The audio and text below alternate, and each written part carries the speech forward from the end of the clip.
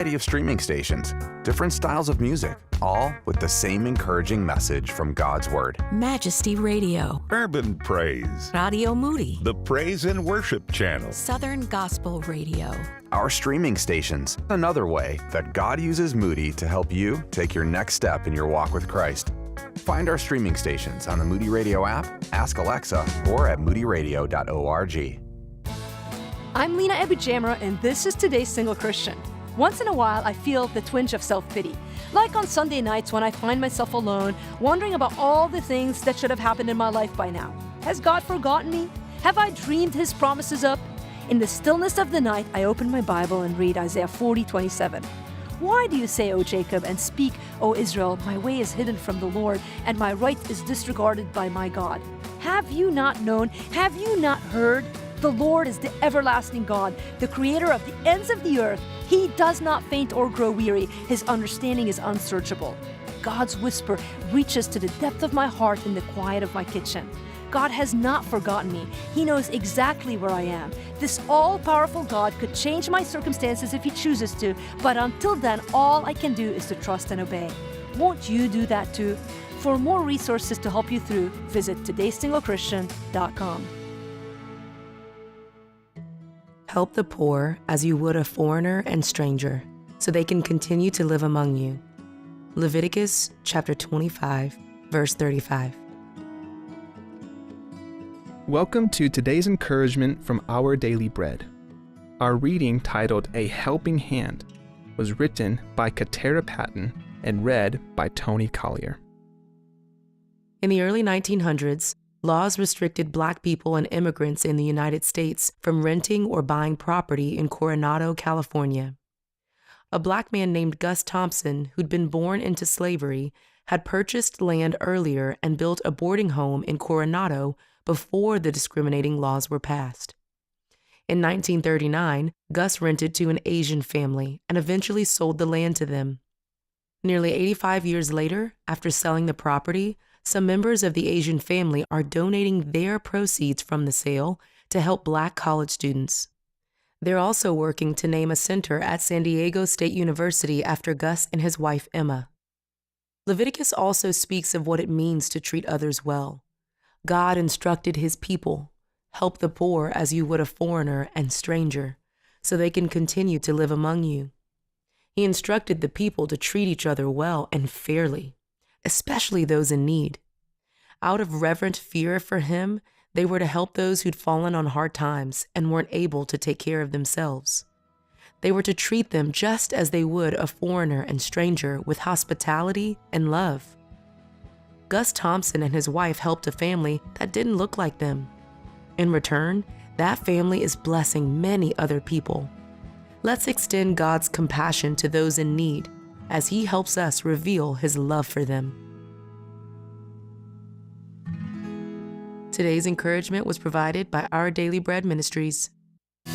It's Mornings with Brian from the North Coast Family Foundation sponsored studios. Christian counseling for adults, couples, children, and families. North Coast Family Foundation. WCRF Cleveland. WVMS Sandusky. WVML Millersburg.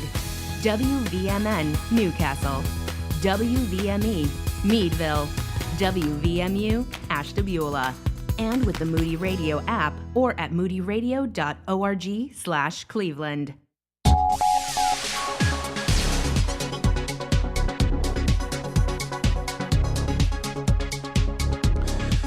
Governor Gavin Newsom is announcing a plan to clear California cities of homeless encampments. It's 6 o'clock. I'm Ron Eastwood, Moody Radio News.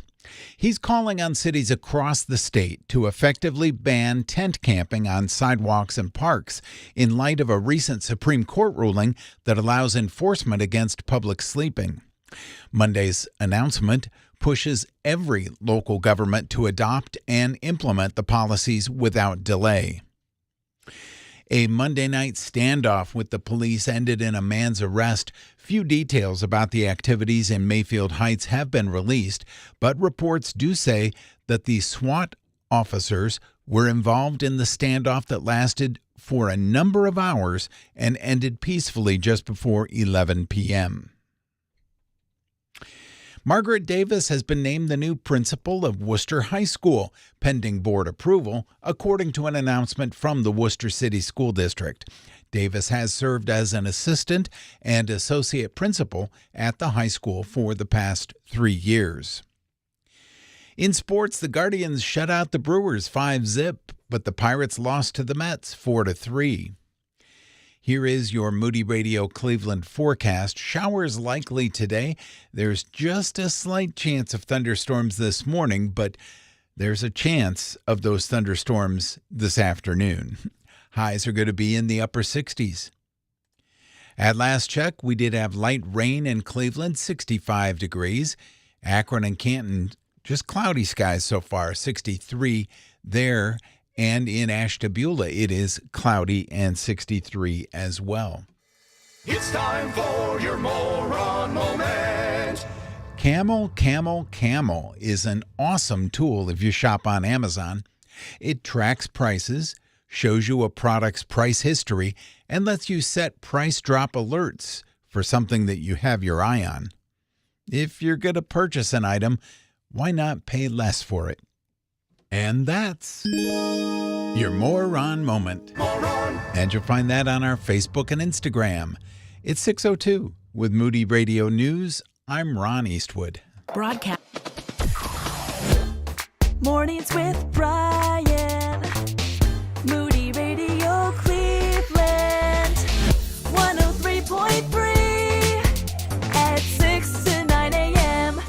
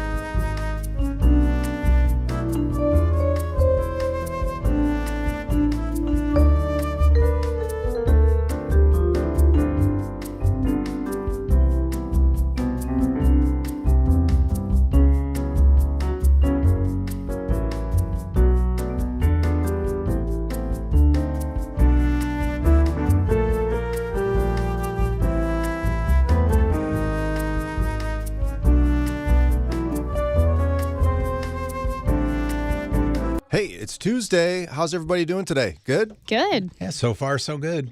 Yeah, we are entering the end of the school zone, which is its own kind of territory in life. I'm preparing for the fact that a fully accepted summer is not as wonderful as it used to be when you were younger, because now my children are all, their needs increase and their presence is more often. Mm-hmm. But the end of the school year wrap-up happens where my oldest son, second-born child, graduates from high school in like a couple weeks. Wow. It's weird. Like I remember like kind of counting down the days, and he's a little indifferent about it. So you're like, how many days left? He's like, I don't know. What? That is weird to me. Wow. Are you okay? Like I like kind of graduated in my mind in January, my senior year. Were you guys like that? I have a vivid memory of crying in my kitchen to my dad my senior year, saying I'm never going to make it. Oh, Daria. But look at you made it. I did make it. I was so ready to be done. Yeah, that's weird to me. So you were worried you wouldn't make it to the end of the school year. You were so frustrated. Yeah, just I in my mind I was already done. I hated high school. I was just so ready to be out of there. Yeah, I was not a big high school fan. I mean, I didn't dislike it intensely, but I wasn't in the crowd of people that lived for high school and are still living for high school to this day. Yeah, no, high school had some fun moments, especially my senior year, but I was just like, get me out of here. You had a good time in high school. I did. You loved school. Well, I mean, high school, not like school, right? Yeah, I didn't love school, but I loved the social aspect of school. Right. Ron was like prom king and president of the class or whatever, right? We've seen the pictures. I did a few things, but yeah, I was very active and I enjoyed, as Lauren said, the social aspects. Well, and so we've reached the end of the school year, like I said, has its own zone where we've got about 3 different award ceremonies to go to and ending this, ending that. Last night was the senior award ceremony. Oh, is it like they make up the most likely to this or most likely to superlatives? That would be much more Those fun. Are fun. No, it wasn't that. It was academic awards. So like if you're given an award by, the English teachers for being the favorite English student, or all the scholarships were given out. Oh, good. And so you're given an invitation to go to that, and my son Marshall was given an invitation. I'm very proud of him. He lettered in academics. Good for him. Well, good for him. Yes, although my kids have loved to hassle me that I lettered in academics. Now he's joined the nerd club. When did they start that? Yeah, I didn't know you could letter in academics. I guess that's what people say when they don't letter in academics. Well, in our school, it was just music and sports was all you could letter in. Yeah, well, I don't know. I mean, I also lettered in sports, but the academic patch for me when I was a kid was like a genie's lamp. I don't know why that was the academic award. Did you letter in academics? We didn't do lettering. Aw.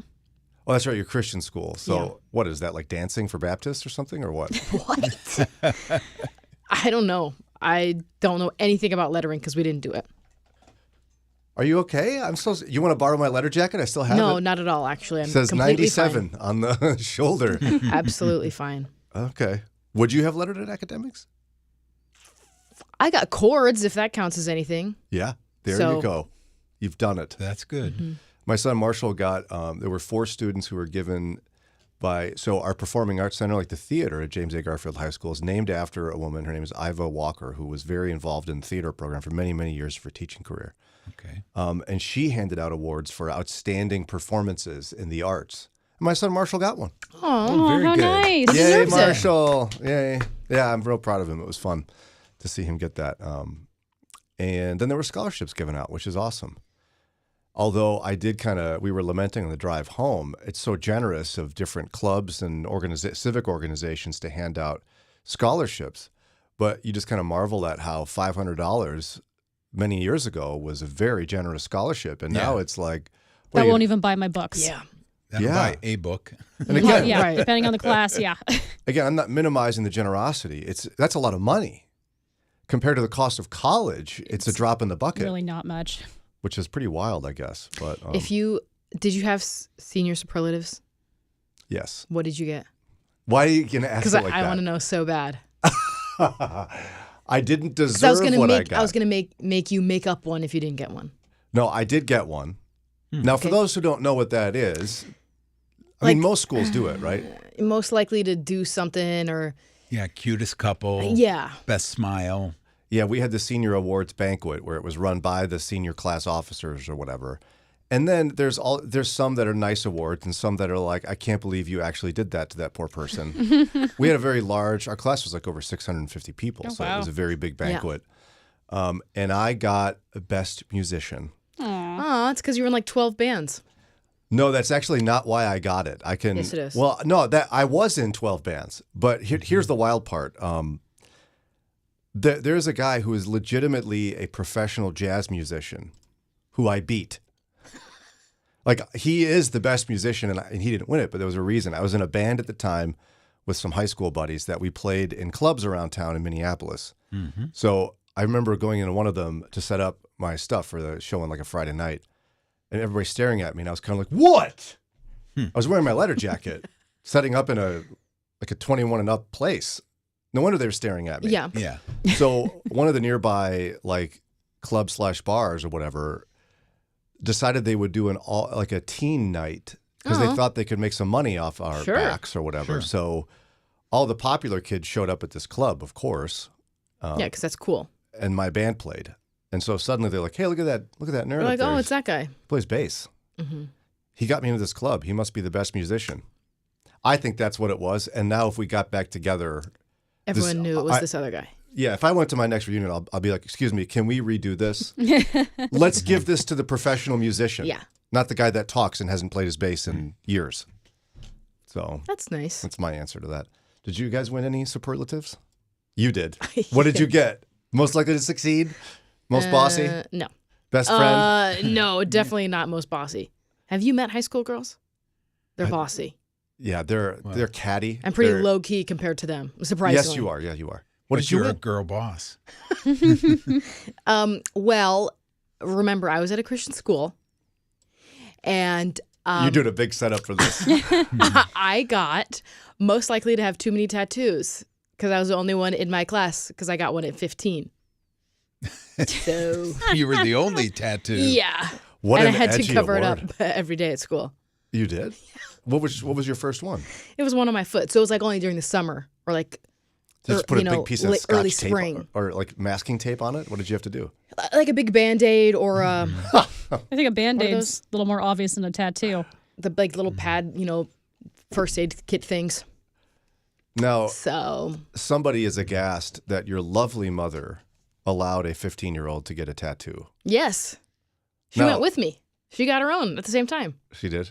Yeah, me and my sisters and my mom all went together. Okay. I mean, separately, but like we did it together. We all got it on the same foot. We did you got it together. sister tattoos. Yeah, they're not the same tattoo, but we all got on the same foot together. Way to go. Yeah, my oldest daughter got one at 16. Yeah. And we took her to do it. So it's, I'm not judging you. Yeah, I know. But at a Christian school, it must have been scandalous. Yeah. Scandal. Did Ron Eastwood win any senior superlatives? Yes, he did. He did. Yeah, look at him. Probably the most popular. I was hoping it would kind Cutest of guy. ditch around and then miss me. No, Ron. I was one of two people chosen most likely to succeed. Ron Eastwood. Yay! Look at you now. You did it. You succeeded. Yeah, for a while it was touch and go, but Ron, I made it all the way to 63, so that's great. But look at this. You've always kind of poo-pooed my assertions of you being a wonderful young high school man that everyone loved. I know. And here it's proven once and for all that I was right. That's exactly right. Well, most likely to succeed. Everyone loved you. I wasn't class president and prom king and all of those. Might as well have been. That you've made it out to be. But yeah, most likely to succeed. That's better than a poke in the eye. Okay, Grandpa.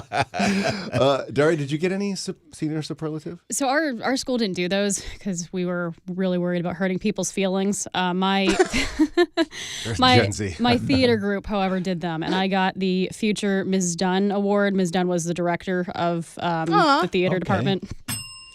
Yep. They got it. They got it right.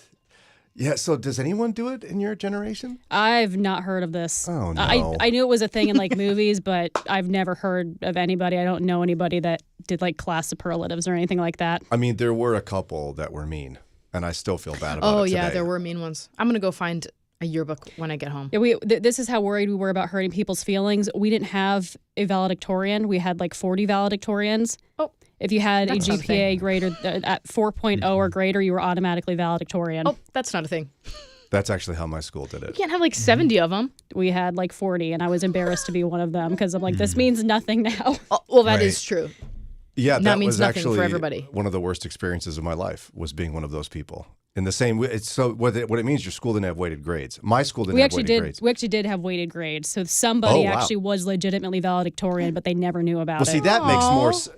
It's kind of sad That for would make person. sense to give it to that person. In my school, there were no weighted grades. So whether you were an honors student or AP or whatever, your A was equal to an A that I got in band. Yeah, no, we had weighted grades. They didn't want to leave anybody out. So there were like 40 of us. That's not a thing. No. That's terrible. All right. Yeah, because I remember you arguing with me a couple months ago about how you were valedictorian, and then it comes out that there was like 70 of you. So. Well, okay. So what are the doesn't really facts, count. Lauren? Well, of what? That there were 70 of you? No, there was like probably 5 or 6. Yeah, there was. And it was a thing. It was labeled 4.0. So who gave the speech? Yeah. Not me. Wow. Not me. The super smart kids were mad at me, and my friends thought it was ridiculous. So it was very embarrassing, actually. I hung my head when I'm sure you'll be okay. It was a little scarring to be embarrassed. That is scarring to be embarrassed. Achieve. Meanwhile, we're but you never saw those for people Ron. again. Look at us cheering for Ron. Brian, the big dummy, got the valedictorian. No, it's the big dummy because you're claiming it's yours when there's a lot of you. It was a tie. A 7-way tie? Something like that, yeah. Okay, coming up in just a minute, you want to be closer to your mom after Mother's Day? There's actually some really good tips for you on how to grow closer to her, and we're going to share them in just a minute. Moody Radio Cleveland is on the air thanks to supportive listeners and Naylor Neutralawn and Landscape, serving the greater Cleveland area since 1973. More information about Naylor Neutralawn and Landscape is at nnlawn.com. It's not insurance, and that's a new way of thinking for some families. Christian Healthcare Ministries is a credible way to meet family healthcare costs affordably, biblically, and effectively, whether starting or growing your family. Serving families as a nonprofit healthcare sharing ministry for over 40 years, CHM has offered families the freedom to choose how they would like to meet healthcare costs. Be pleasantly surprised and find answers to your questions at chministries.org/Moody. That's chministries.org/Moody. Hello, Roland Warren here with your Pro-Abundant Life Minute. The pro-choice movement has long used language to mislead. Now they're pushing a new term, co-creation, rather than procreation to explain a woman's role in conception. Let's break it down. The prefix pro means for, while co means with. A procreator facilitates life. A co-creator actively creates life along with someone else. So, if a woman is a co-creator of life, she may believe that she has full control over it, just like an artist over a painting. But life isn't like that. We don't create sperm or eggs. God does. We are procreators entrusted with what He's made, with no right to destroy it. Let's not be deceived. Life is not a human creation. It's a sacred trust. For more pro-abundant life insights, visit care-net.org. Pour another cup of coffee and settle in for engaging, Christ-centered conversations. It's Mornings with Brian on Moody Radio Cleveland.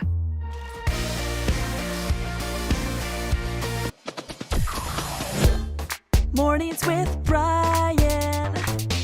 Moody Radio Cleveland.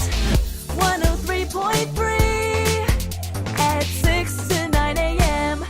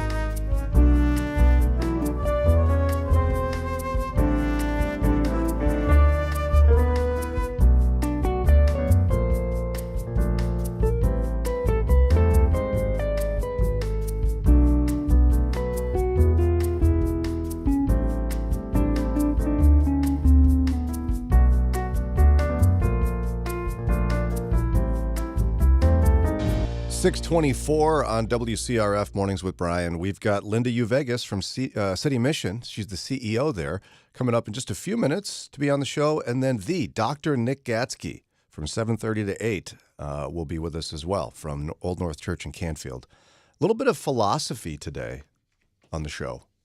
Going to get even deeper in it later in the program, but for now... Turtles all the way down. I never remember what that means. What is that? I don't know either. What? Someone believed that there was turtles all the way down. Holding up the earth. And that's why we'd have earthquakes from time to time, because the turtles would shift.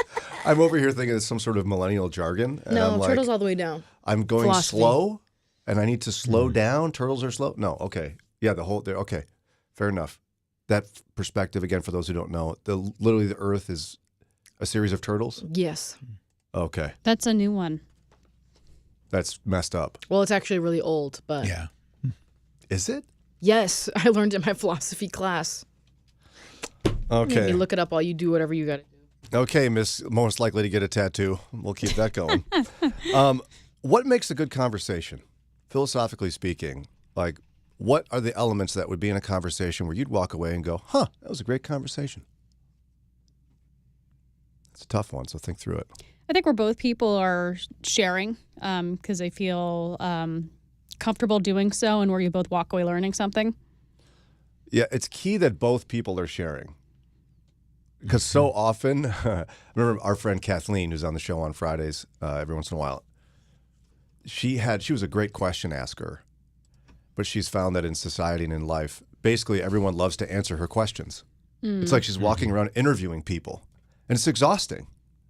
Nobody would reciprocate in discussions. Right. And so it wasn't a conversation at all.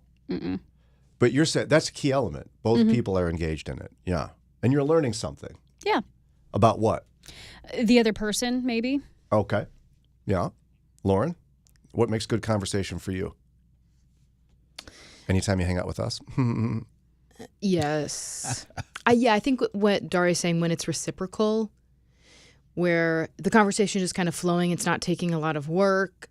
You are genuinely interested in this person, and they seem interested in what you're saying. Yeah, it's got an element of curiosity. Yeah. I think curiosity is what would you call it? Is that a state of mind? I don't know what you would call that, but it's lost. We've lost curiosity. And I think the art of conversation is on its death throes here. It's just a lot of people struggle to do it well. Yeah, people have a hard time being curious about other people. And I think that's part of the reason so many people are lonely today, is because love, right, is to know and to be known. And you can't do that if you're not sharing with people. And so in light of Mother's Day recently, the New York Times wrote an article called 25 Questions to Bring You Closer to Your Mom. And you might be like, well, why do I need questions for that? Well, you would. You need help. And when I share some of these, you'll understand why. But as one of the people wrote in the introduction, a thoughtful question builds connection and empathy by reminding us that we're all trying and we're all complex. So, for example, a question you could ask your mother. Who made you feel seen when you were growing up? It'll take Mom a minute to process that. Yeah. But that's not a question. I mean, usually with Mom, it's, hey, will you watch the kids? Work. The weather. The Browns. Lost again, you know? And they haven't even started the season. Yeah.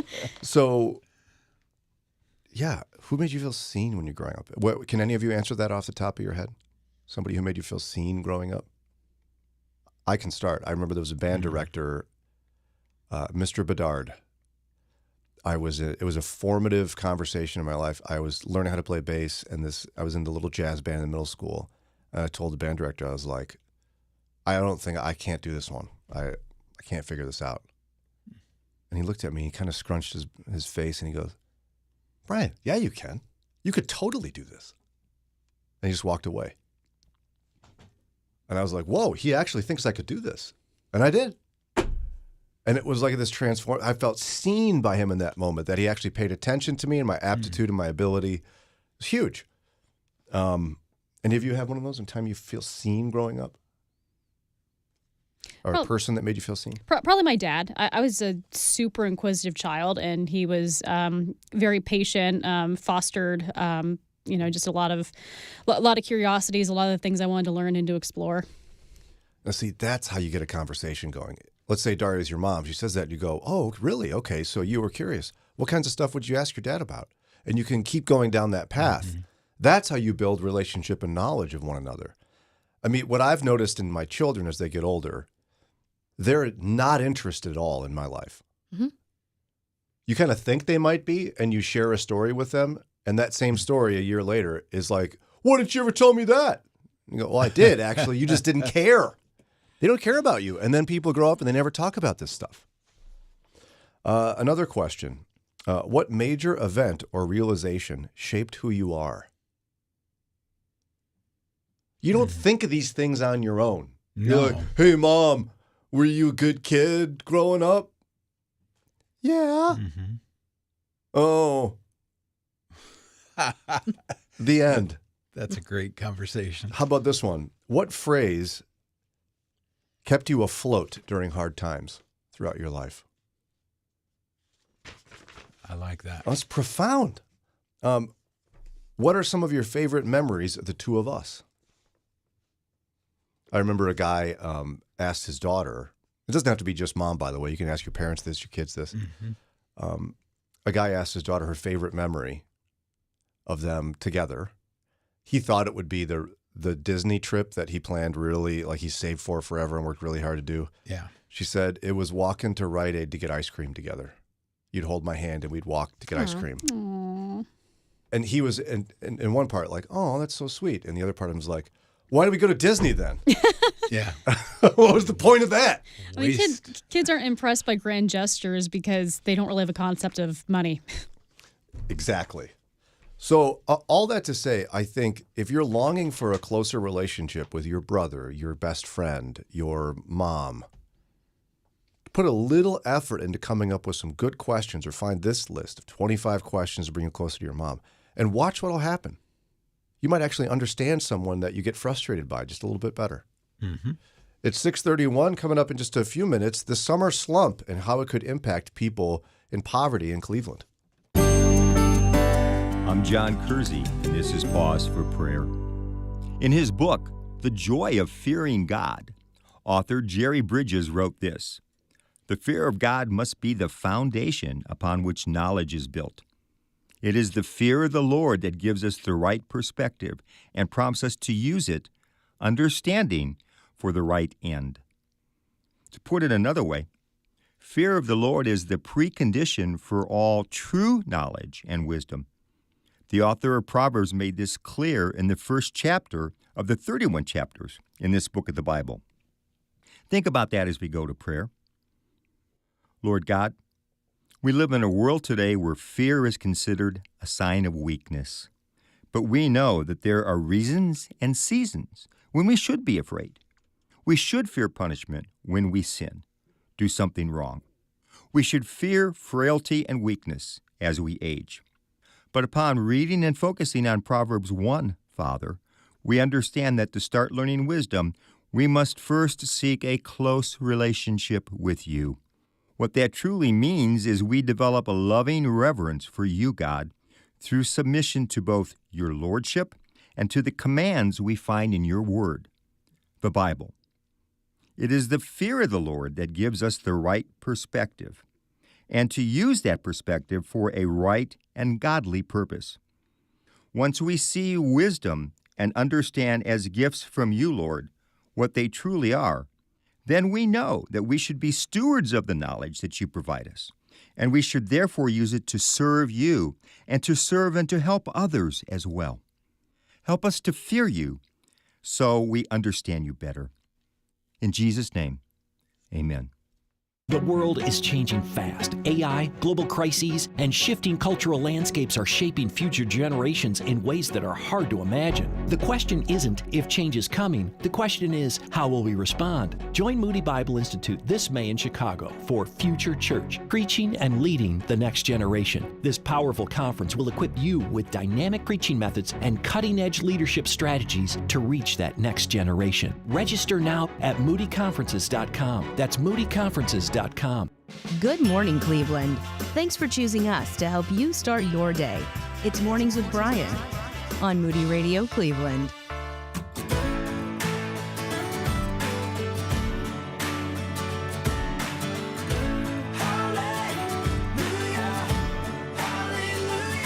Some days I climb the mountains, some days I touch the clouds, some days.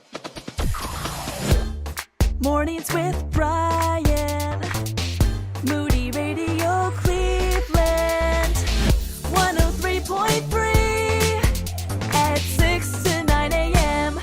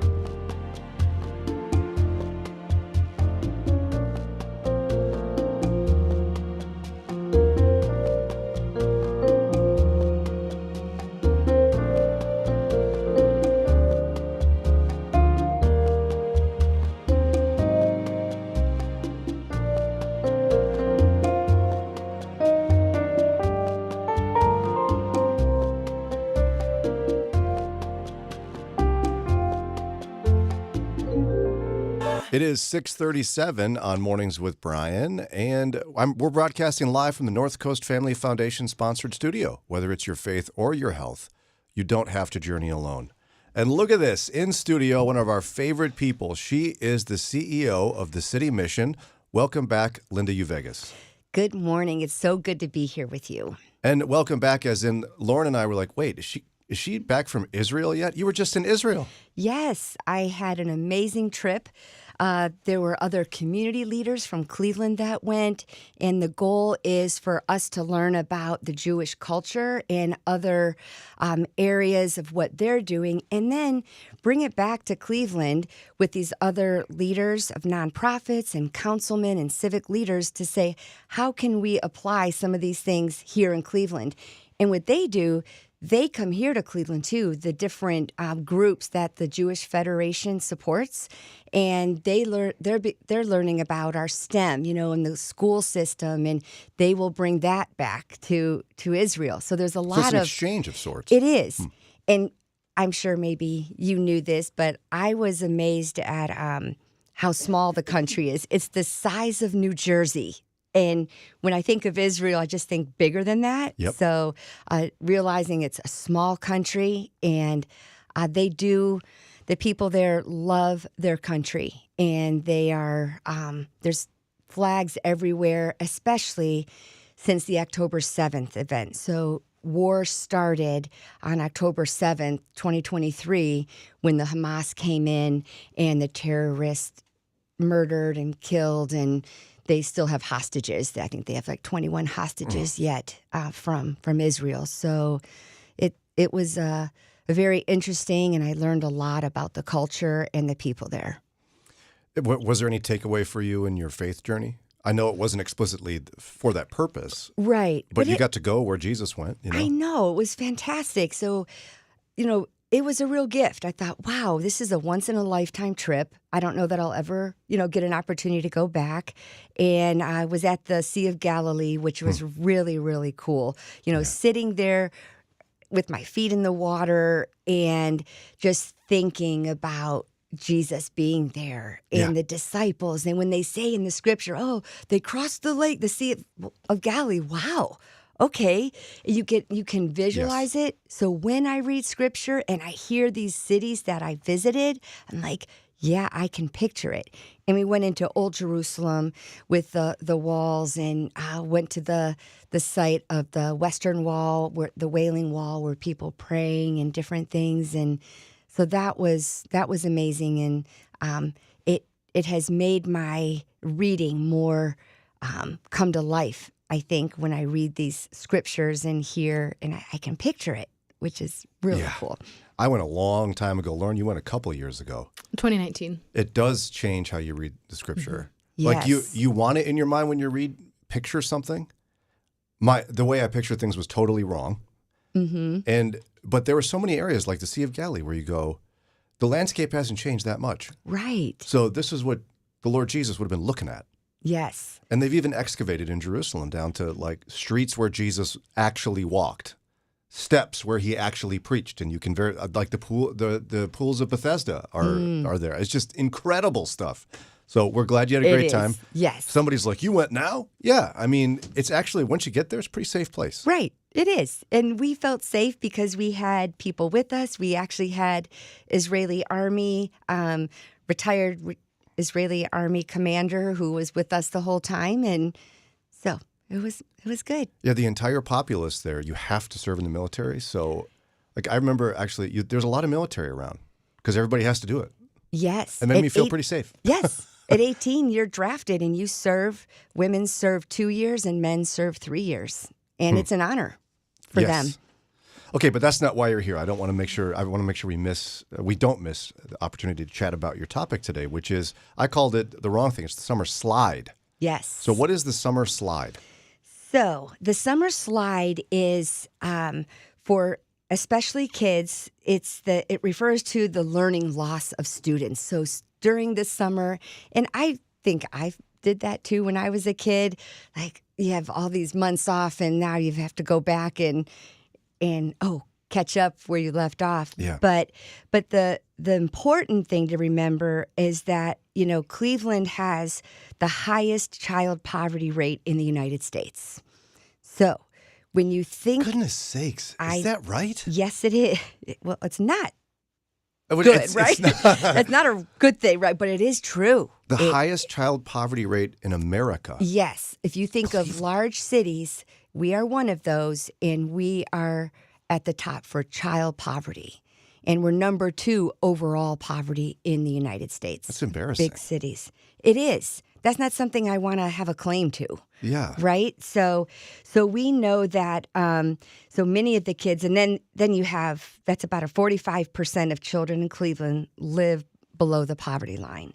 And in East Cleveland, those experiencing homelessness and poverty, it's more like 50% of the kids.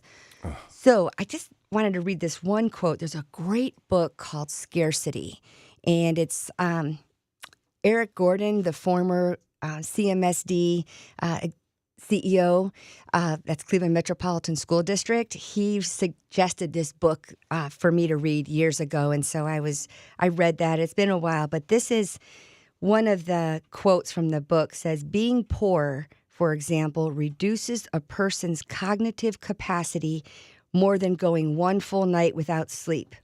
It is not that the poor have less bandwidth as individuals. Rather, it is that the experience of poverty reduces anyone's bandwidth.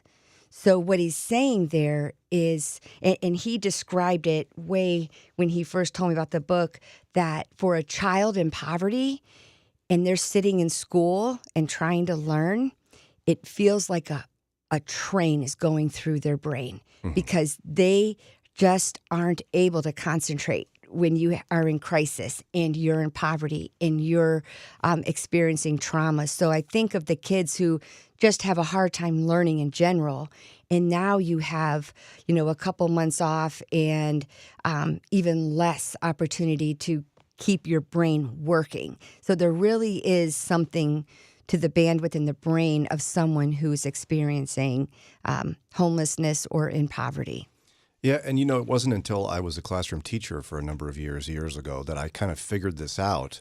I viewed poverty more as kind of like would you guys stop being so lazy, And right. And then I ended up at a school that had a 40% poverty rate, and wow. I'm encountering students that the least of their concerns was me talking about the Reformation or the Renaissance. Sure. They were wondering, I don't know, will my dad hit me tonight? Will we have food? Right.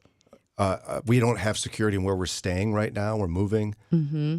And once I got a real good picture of that and how it affects behavior and concentration, I started to have a little bit more empathy. Mm-hmm. But then it also frustrates me looking at the whole structure of how we fund education. The people with the least resources are the people with the most need. Right. And we would have chalked that up, even, been at the mission for over 20 years, and kids' behavior, and you would sometimes, they're just really behaving badly, or they're just not listening, all those things, until now we understand it wasn't that they were wanting to misbehave or do things. I mean, normal kids do, things like that. But there was more to it. There was more going on in their brain and in their heart and in their situation. And that sense of safety, if you don't have a sense of safety, how can you learn? Yeah, it all goes back to that psychological concept, right, of Maslow's hierarchy of needs. If you don't have your basic needs met, you really can't do anything else. Right.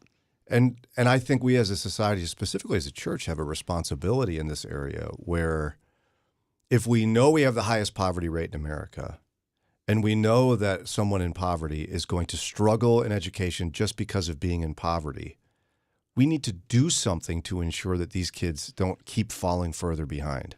Absolutely. So let's do this. It's time for a quick break here. This is Mornings with Brian on WCRF. Our guest, Linda Uveges, CEO of the City Mission. When we come back, we'll continue chatting with her about the summer slide, specifically in Cleveland, and then what we as parents can do about it in general and what we as a church can do for people in poverty in the summer.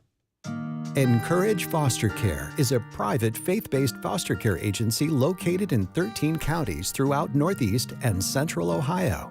Every month, Encourage receives dozens of requests for foster homes in Northeast Ohio. Due to the lack of foster homes, they are forced to turn away up to 80 children a month. Encourage is currently working to expand their services and support. Learn how you can be a part of the solution and help create hope for the community at buildinghopecampaign.org. Making assumptions is rarely a good idea. That's true when it comes to thinking healthcare costs can't be affordable. Christian Healthcare Ministries has been helping believers meet their healthcare needs for over 40 years. It's not insurance, it's a ministry. Visiting chministries.org/Moody eliminates assumptions and shows how this unique model has worked to meet the healthcare needs of hundreds of thousands of Christians. Get more information and have your questions answered at chministries.org/Moody.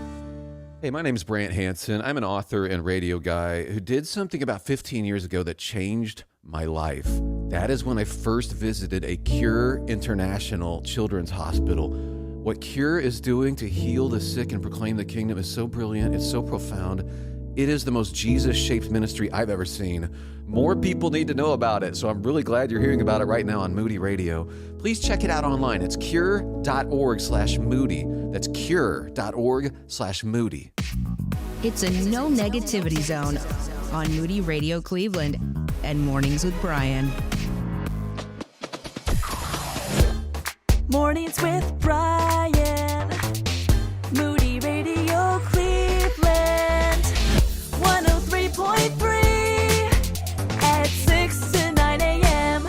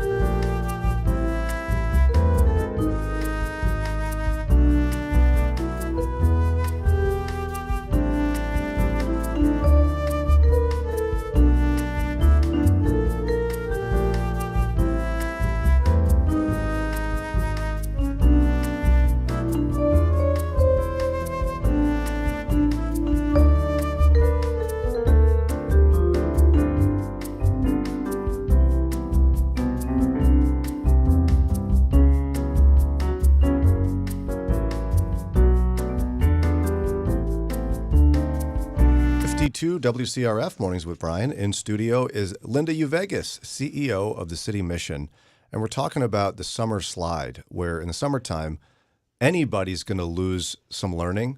I feel like every summer I lose more and more math. It's like a leaky bucket. I'm down to basic addition now, and I'm struggling. But certainly affects people across the board. But do you see this in some measure at Laura's home and at City Mission, where kids are in the summertime, the slide is even worse? It is, because even though the summertime is the most challenging, we know that even through the whole school year, many of our kids who come to us, they may have already been at 3 or 4 different schools because they've been going from place to place. So how can somebody learn? There is no stability. There is none of those relationships that have been built. And so they're already significantly behind when they come to us, and there's a gap. And as we have them, obviously we're working on that. What's great is they're at the City Mission at Laura's home for 9 to 12 months. Stability, structure, safety, all of those components that we kind of take for granted for our own kids or for ourselves. And so now when you get to the summer, it's even less, right? The moms are in crisis. Reading to your children, doing their homework. No. That's really not a priority. Not at all. And it hasn't been a priority. So you can just imagine with no support system even from your mom. And that's not to blame her at all. She's just trying to think, how do I keep my kids safe? And so when they do come to Laura's home, we're able, to provide some of those. And I want to be clear, we are not the only ones that have programs and things for the kids. I know Cleveland Metropolitan School District, they have a summer learning program. Now, there's a challenge. How will the kids get there back and forth because the mom is working? And so there's challenges, but they do offer things. And so does the Cuyahoga County Public Library and different things. But to have that stability at the mission where it's where they live, where they play, they develop relationships. So yeah, it's a very challenging time. And what I love about what we do is we have a reading program for the summer for the kids. And actually all the staff are taking turns, and they made a sign-up sheet. Hey, are you willing to come in and read 30 minutes to the kids? And so all the staff is signing up, and I did it one time, and it was just so much fun. And the kids are just asking me all kinds of questions, and really, it's a special time. But we're able to have those children, and then we do a lot of field trips during the summer. We want them to experience other things. Many of our kids, believe it or not, have never seen the lake. They don't even know, what do you mean a lake? Well, we live on a lake, and they have not, because their world is very small. And so to be able to expose the kids to those experiences, the Great Lakes Science Center, horseback riding, all those things that they have never had a chance to experience. Yeah, again, it's so important you share these stories, because somebody might go, wait, they live in Cleveland, they don't know the lakes there? Yes. I mean, my wife and I, we lived in the south side of Chicago for a number of years. And a few times we would encounter people living in more significant poverty. We had a favorite park that was about a mile down the road. Mm-hmm. It's like, hey, you guys ever been down to that park? What? Never heard of it. Wow. Never heard of it? How long have you lived here? Oh, my whole life. Wow. Your world gets a lot smaller Mm-hmm. when you're struggling to survive. Exactly. And I get so wound up about the way our society has decided to fund public education. The people in greatest need are the people that you serve in Cleveland, and they're probably getting the least amount of funding due to education being funded by property values. And the people who have time to read to their children or hire someone to read to their children in the summertime, they get the most resources. Right. It's just so upside down. It drives me nutty. It is. It is. That's not okay. I always think about that too. Like, why is there more opportunity for others and there isn't? How do we make sure that every child has an opportunity to learn like anyone in any other suburb that there is? So it is very hard.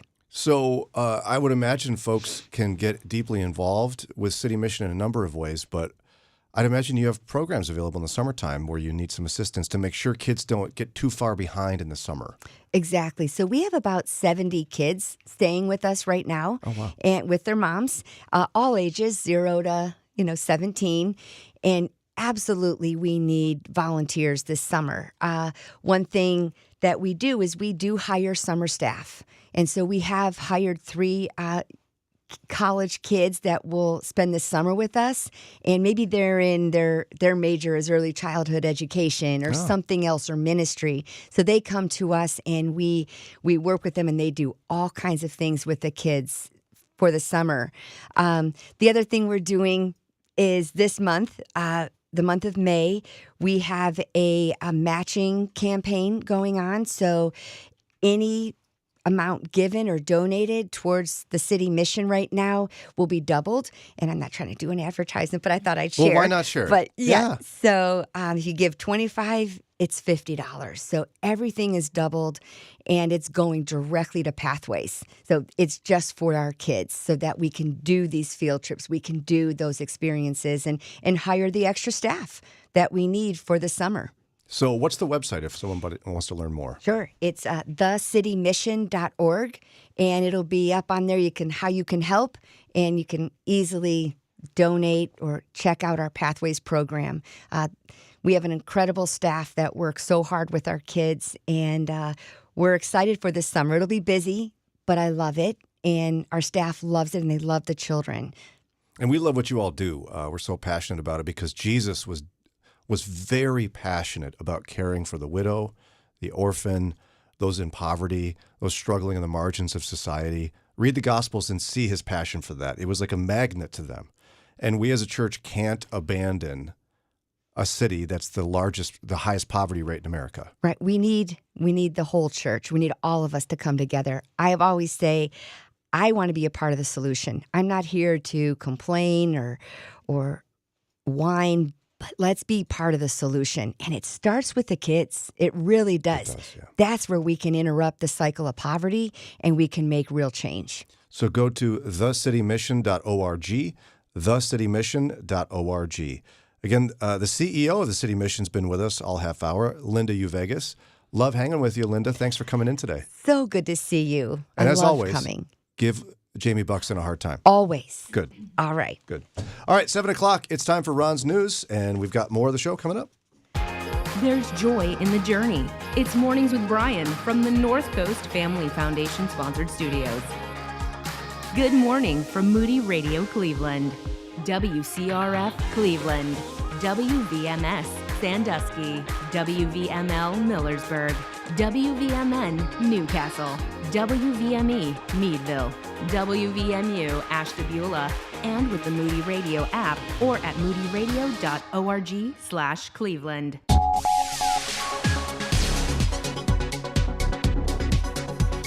The American hostage just freed by Hamas is reuniting with his family after nearly 600 days in captivity.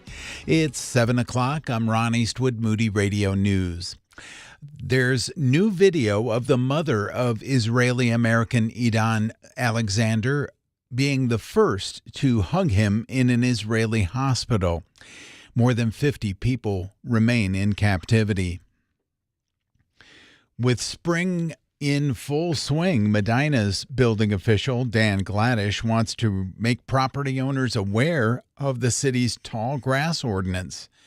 Grass and weeds should not exceed 6 inches on any lot within the city, Gladish said at a May 12th council meeting, according to Cleveland.com. And a federal grand jury in Northern District of Ohio has returned a 29-count indictment against 19 members and associates of a Cleveland drug trafficking ring. In sports, the Guardians shut out the Brewers 5-0, while the Pirates lost to the Mets 4-3. Here's your Moody Radio Cleveland forecast. Showers likely today. There's just a slight chance of thunderstorms this morning and then a chance of thunderstorms this afternoon. Highs in the upper 60s.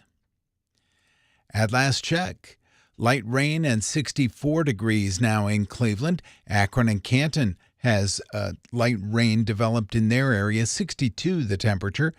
And we even have light rain in Youngstown, where it is also 62 degrees.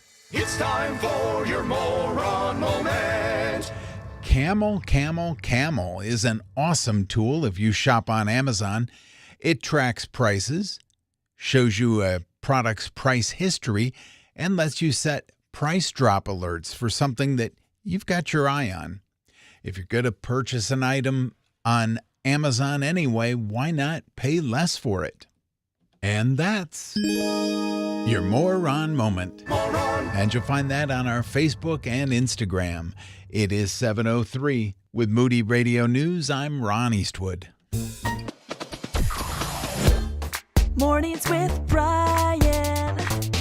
Moody Radio Cleveland. 103.3 at 6 to 9 a.m.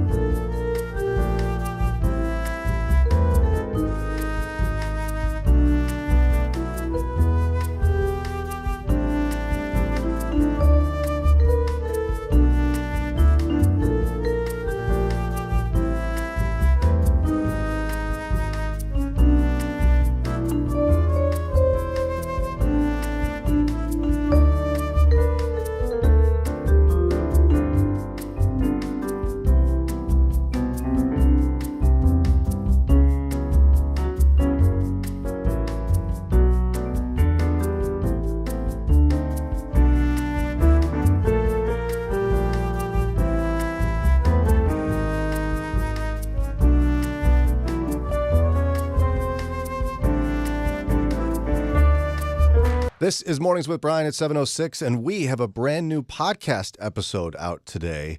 Daria, who puts it all together, she's amazing. What's this week all about?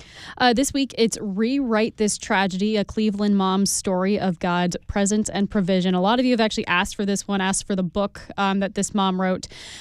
She and her family experienced a tragedy when a tree branch fell on her, I think at the time, 6-year-old daughter. So yeah, you're not gonna want to miss this. You can text the word podcast to us, 440-546-2255. That drops at 10 a.m. and you can get it on Apple and Spotify. So Christianity Today has a piece written about modern motherhood. And whenever these pop up, I kind of look at our friend Lauren, because it's actually amazing to me. You know, our youngest, Sarah, my youngest, is 11. But I feel like what you experience as a mom today, Lauren, is basically nothing like what my wife went through. Yeah, it's changed pretty quick. Would you agree with that assessment? Do you feel like there's some sense when old folks like me don't quite understand what you're going through, even though we still have kids at home? Yeah, I mean, my sister's oldest is 11, and her experience, even just with her kids, is very different than what mine was. I mean, it's hard to believe this, but my oldest daughter, who's only 19, like her early life, we had a digital camera. Mm-hmm. Like it's not on my phone. Yeah. You know, now I can search through the archives on iPhoto or whatever and find everything except her baby photos, because we didn't have smartphones with cameras on them when she was born 20 years ago. Mm-hmm. And now it's like, you didn't have what? Did you have, my parents had the little home printer that you could print your own pictures off with the digital camera. Did you have one of those? We wanted one, but didn't have one. When we were first married, we had still used film, like actual camera film. Mm-hmm. And Sarah and I we're not that old, okay? And so things have changed so much. And honestly, I didn't get signed up for social media until we moved to Chicago in 2008. Because I was like, I heard there's this Facebook thing where people can stay in touch. Mm-hmm. Maybe I should sign up for that.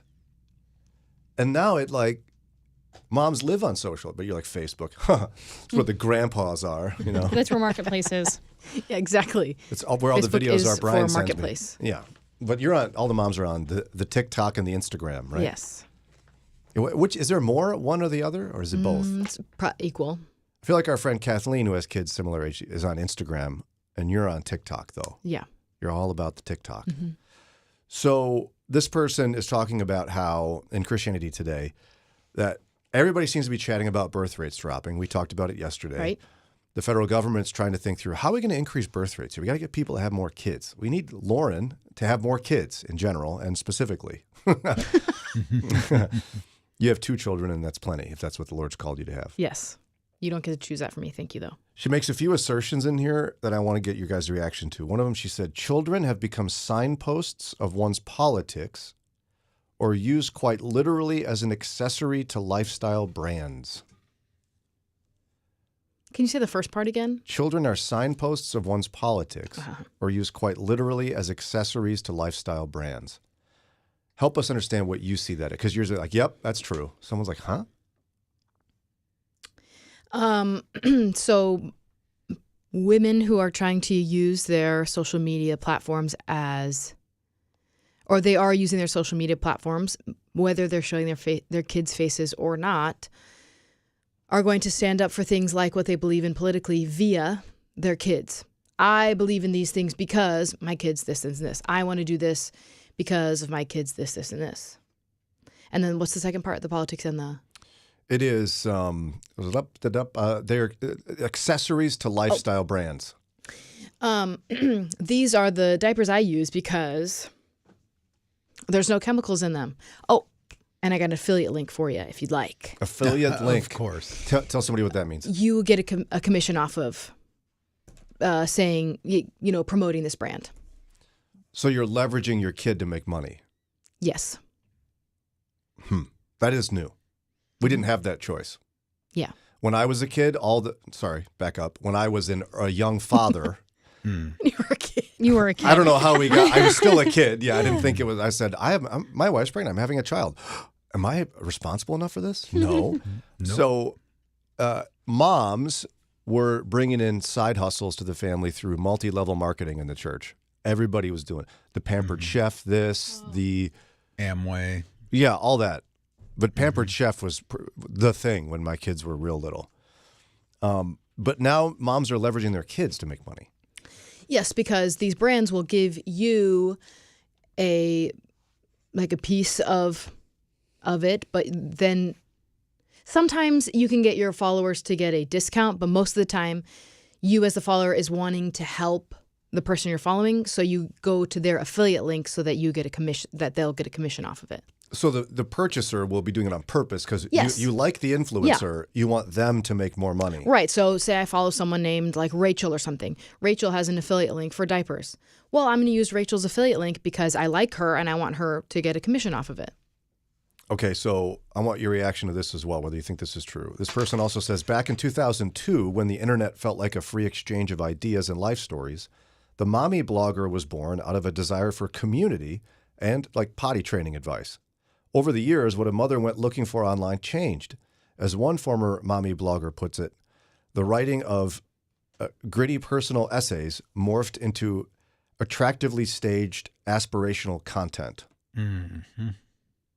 Like, so moms on the internet have gone from, let's help each other, girl. Yeah. To, look at me. But use my affiliate link. Yeah, I think they poise it as we're all a community together and we're trying to help each other and we're all in this together. But what it actually is coming across as is, look at me, I have all the answers. Right. And my answer is, by the way, you should use my link so that I can make money on it. Right. How does it, like, do you consume a lot of this content? I'm not trying to shame you. I'm just curious. Yeah. I've never used an affiliate link, if that's what you're asking. Okay. I see it a lot. I see this type of content a lot.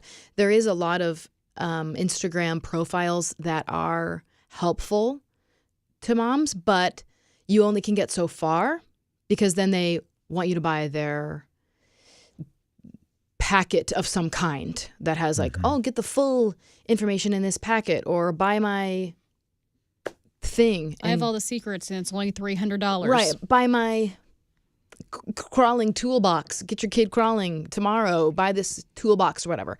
Or is that's a thing?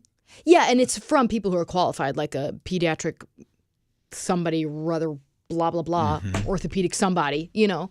But you can only get so far on their Instagram page. You get so many tips and tools on their Instagram page because they want you to buy their kit, package, toolbox, PDF download. So you've got experts leveraging their expertise to make money off of moms. Yes. And you've got moms feigning expertise. Yes. And perfection, trying to get you to buy stuff from them as well. Yes. And to watch their stuff. Mm-hmm. How does that look like? What's the impact on you? Is there one that you've processed through? It's kind of all I've known, really, because it really started to blow up in 2020 when moms were home with their kids a lot more, or moms who were working were now at home with their kids and still trying to make money. And so they found ways to do that online. And so it's kind of really blown up since then. And that's when I had a child. Like I remember I know specifically two Instagram profiles I follow started in 2020. And they're huge now, millions. One of them has millions of followers. The other one like 500,000 or something like that. And so it's kind of all I really have known because I wouldn't have followed them beforehand. So you don't do much meta-analysis, I'd imagine. Not really. Because it's all you've been absorbed by. Yeah. And see, to me, I've heard you talk about before wasn't there something like if good moms have this many hours outside with their kids? Yeah, like the 1,000 hours outside or whatever it is. Like that's a pressure I didn't have to deal with. Yeah. Nor did my wife. Mm-hmm. And I'm so glad we didn't. What a bunch of garbage. What? Yeah. We probably had one source. It would have been Dr. James Dobson and whatever he said on the most recent Focus on the Family episode. And that was your parenting Bible.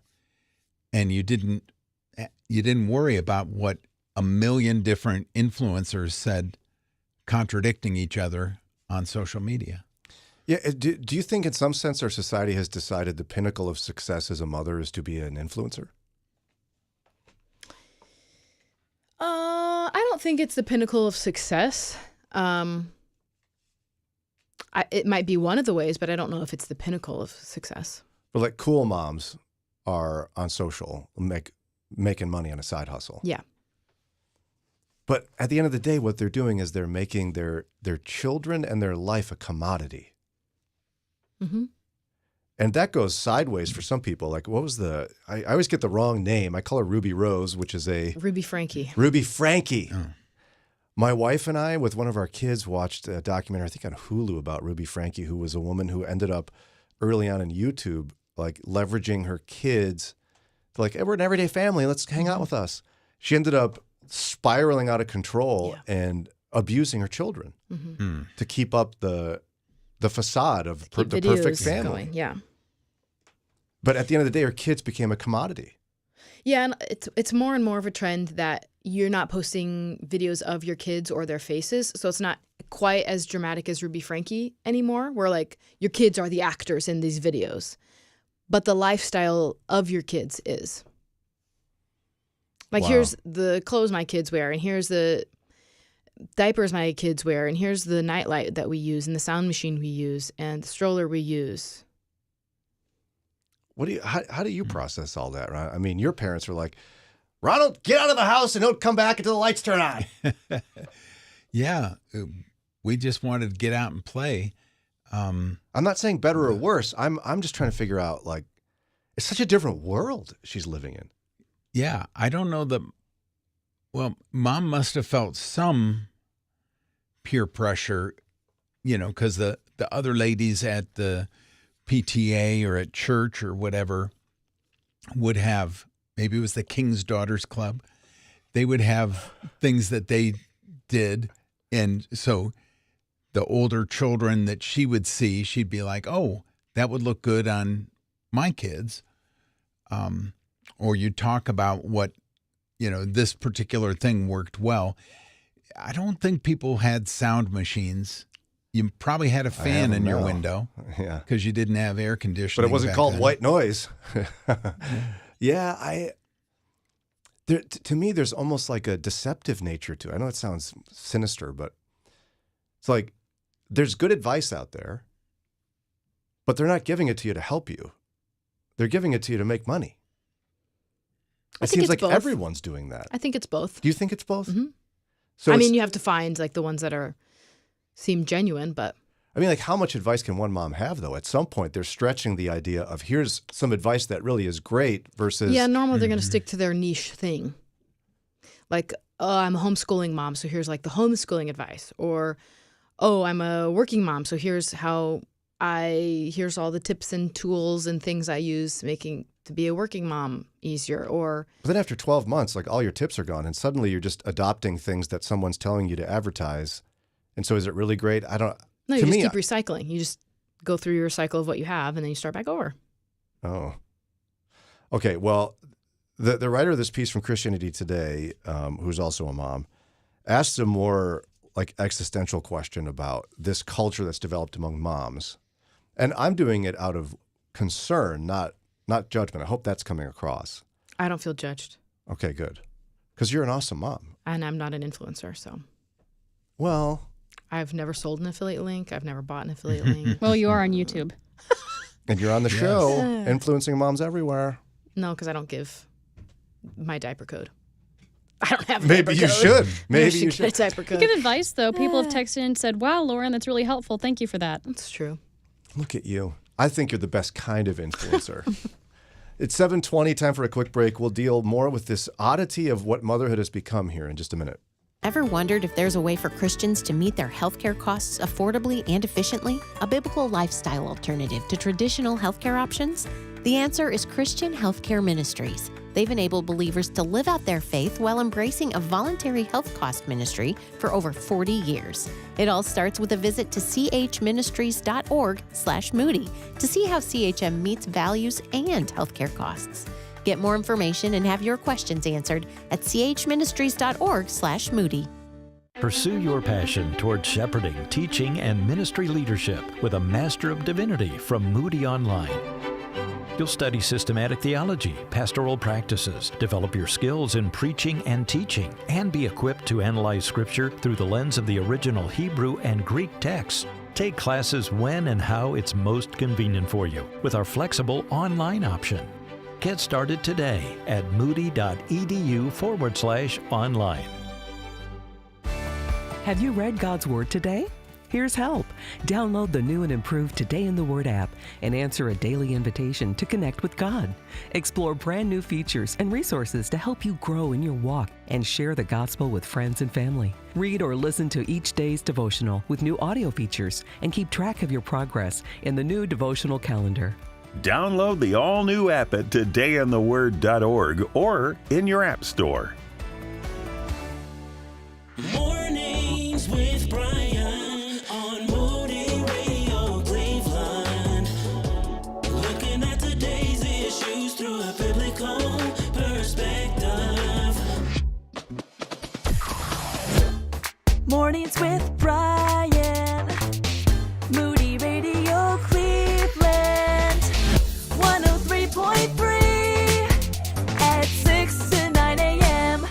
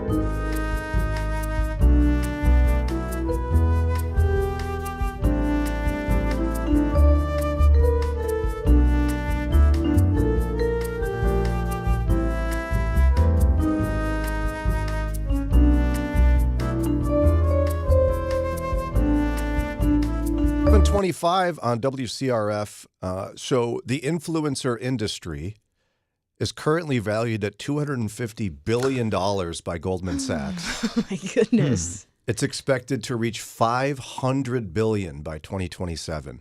So for those old codgers like Ron and I who are like, these people making their money playing with toys on the internet. No, they actually are.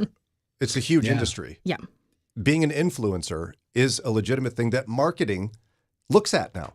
Yeah. Companies, you want to sell your product, find an influencer who's making their TikTok dances and doing their thing. You know? Yeah, I mean, even my husband works at Moody Publishers. If they're having someone who wants to be an author, they'll ask you, what's your social media following?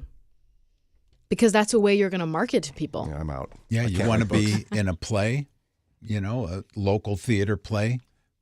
If you've got a following, you're going to more likely get in. Even movies. Mm-hmm. Your social media presence influences your ability to be cast in a movie. Yeah, you'll start seeing actors start popping up on social media again, and you're like, wonder what movie they're promoting soon. Now, all that to say that, as this person claims in Christianity Today, motherhood has become an industry because of this. Mm-hmm. You agree with that? Motherhood's an industry. Yes. But what's interesting is it's not someone is selling motherhood to like moms. It's moms have turned motherhood into an industry. Yeah, they're not trying to make you become a mom. They're selling to other moms products or tips or hacks or... Why are they doing this, do you think? They're trying to make money. Somebody might go, oh, it's terrible. Mothers should be, moms altruistically, just, you're a mother, that's all you need is your babies. You don't need money. Families don't need money. How are those babies going to eat? How are those babies going to get diapers? For most of our lifetimes, being a stay-at-home mom is the ideal. And a lot of moms do still want to do that, and so they do. But then you start having more kids and you realize how expensive it is.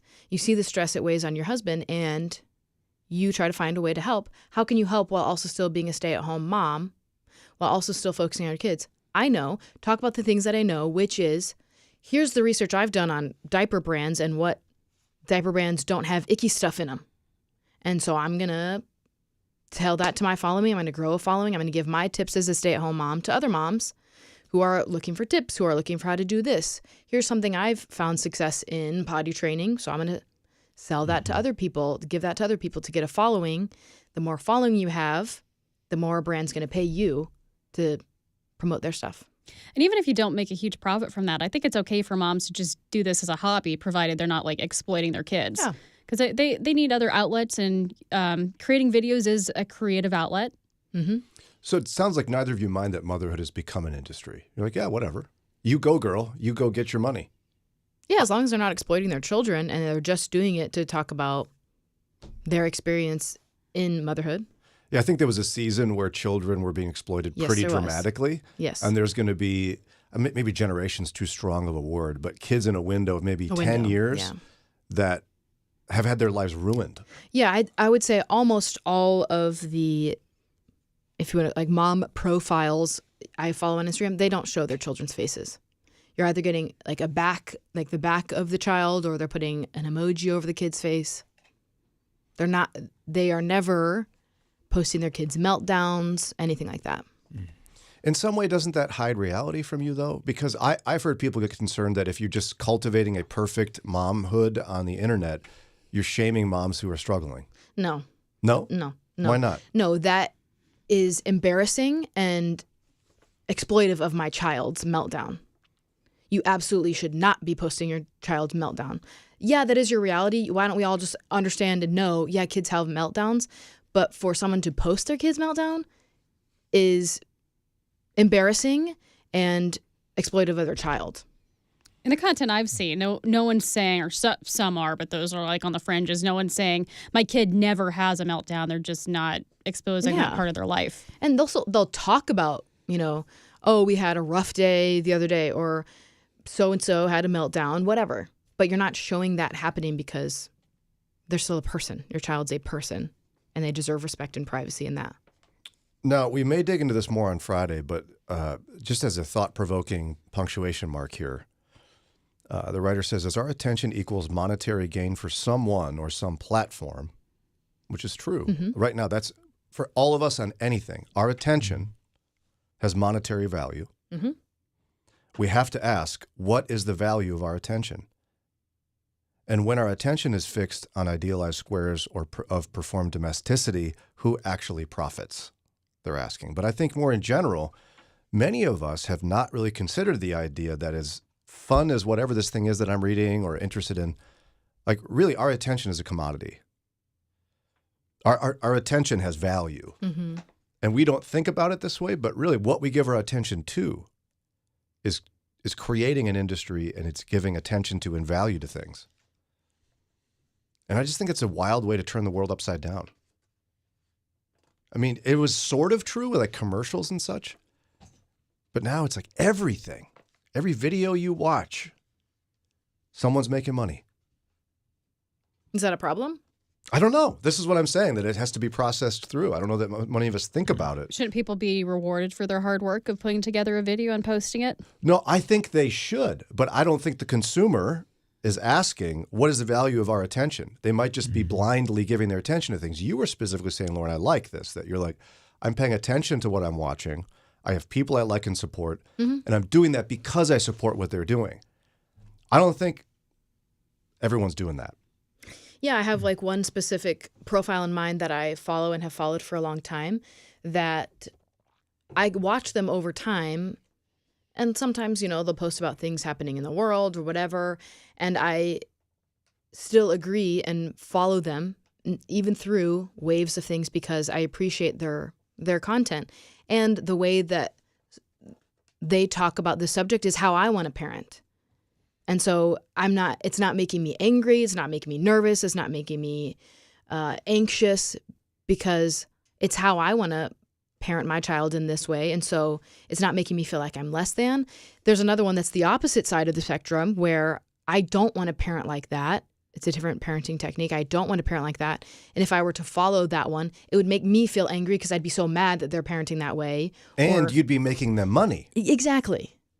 Yes. So you just don't follow them because that's not what you value.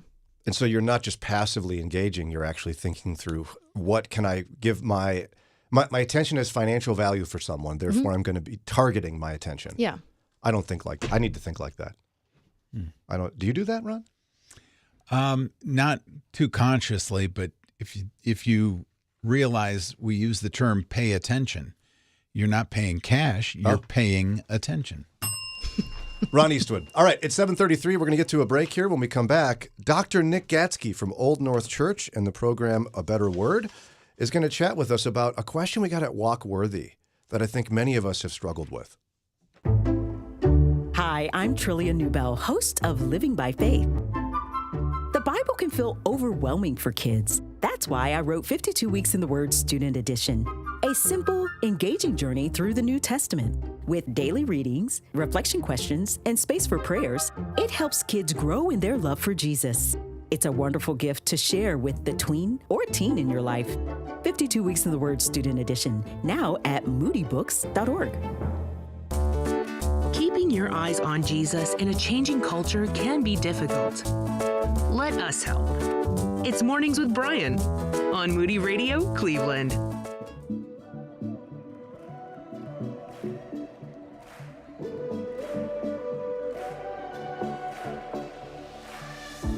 When night has fallen, when fear is coming, still you're calling me. Mornings with Brian. Moody Radio Cleveland. 103.3 at 6 to 9 a.m.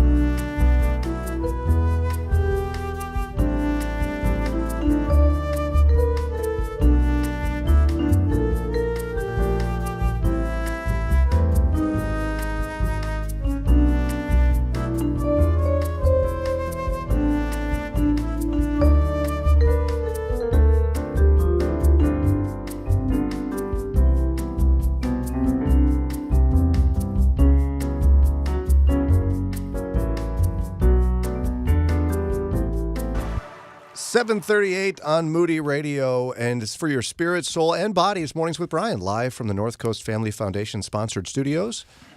Good morning from Moody Radio, Cleveland. And joining us now, we love this guy. He's awesome. He's cool. We're the exact same age, graduated high school the exact same year from the exact same state. We're basically like twins. What was his superlative? We're about to find out. Dr. Nick Gatzke, senior pastor of Old North Church and host of A Better Word. Welcome back, my friend. Hey, good morning. Great to be with you guys. We were talking about this earlier, so quick side note. I was chosen by my... Nerd. Yeah. Most likely to be the biggest nerd. I was chosen as best musician by my fellow classmates in my senior year. Ron was most likely to succeed. Yeah. No surprise. Lauren most likely to get another tattoo, I believe, or have the most tattoos. From a Christian school, nonetheless. Well, that's what happens when you get a tattoo at 15. It's scandalous at school. Wow. Nick Gatzke, what was yours? What did you get? I know you got something. I don't remember, Brian. That was a long time ago, man. It's my best hair. It's best hair. It's best hair. Yeah. Yeah, I seriously I don't even think my school did that. I went to a very big high school. We're going to find the yearbook. Yeah, he went to, yeah. I mean, I lived in the cool part of town in the Twin Cities. I don't even know where. He was from some, uppity place, I think. No. Edina, right? Minnesota? Yeah. Oh, look we have technical problems. Oh, no. Most likely to be a robot. All right, but we got a real serious question from Walkworthy. In fact, Doc, it was incredible. I was a little overwhelmed. We allowed men to submit anonymous questions at the Walkworthy Men's Conference, and so many came in. And we've got one that you're going to tackle for us today. Here's the question. Somebody wrote, how can I get those impure thoughts out of my head? It's like there's a battle raging in my own mind. Do you hear this in your ministry life from others as well? Yeah, that's. I think that's common. I think that's temptation. If everybody struggles with to a different degree, don't you? Yeah, no, I think it's. And for some people, it might not be impure thoughts, but they struggle with mean thoughts. Yeah, or unkindness. Like unkindness, or whatever those thoughts are. It seems like it's so loud in your head, you can't stop doing it. Yeah, and I think when we think of impure, we immediately, I think in our time, tend to think of, sexual thoughts or lustful thoughts. But I think you're absolutely right that it can be any sort of sinful thought that we toss around in our mind. And of course, we see in the scripture again and again that sort of what goes in to our mind becomes the seedbed for our thoughts. And so you have this idea that what you're thinking about, what you're focusing on in your life, those are the things that you're tossing around. And so, Philippians, Paul writes to the church and to us in chapter 4, whatever's true, whatever's honorable, whatever's just, whatever's pure, whatever's lovely, whatever's commendable, if there is any excellence, if there's anything worthy of praise, think about these things. And I think about that just very clearly. You know what, goes Doc? in. I'm gonna jump in quick because we've got enough little warbles here. You sound like you might be Pastor Robot Gatzke, and I don't want to do that to you. So we're gonna give you a call, take a quick break, and get a clear line here so we can hear your great advice for somebody who dared to ask a good question at Walkworthy Men's Conference about battling with thoughts that they can't just turn off. Every day, thousands of children and families face hunger, poverty, and hardship.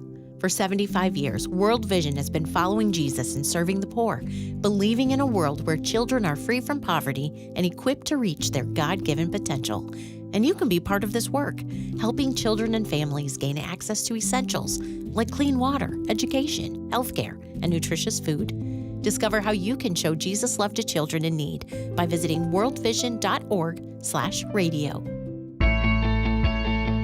Hello, Roland Warren here with your Pro-Abundant Life Minute. The pro-choice movement has long used language to mislead. Now they're pushing a new term, co-creation, rather than procreation to explain a woman's role in conception. Let's break it down. The prefix pro means for, while co means with. A procreator facilitates life. A co-creator actively creates life along with someone else. So, if a woman is a co-creator of life, she may believe that she has full control over it, just like an artist over a painting. But life isn't like that. We don't create sperm or eggs. God does. We are procreators entrusted with what He's made, with no right to destroy it. Let's not be deceived. Life is not a human creation. It's a sacred trust. For more pro-abundant life insights, visit care-net.org.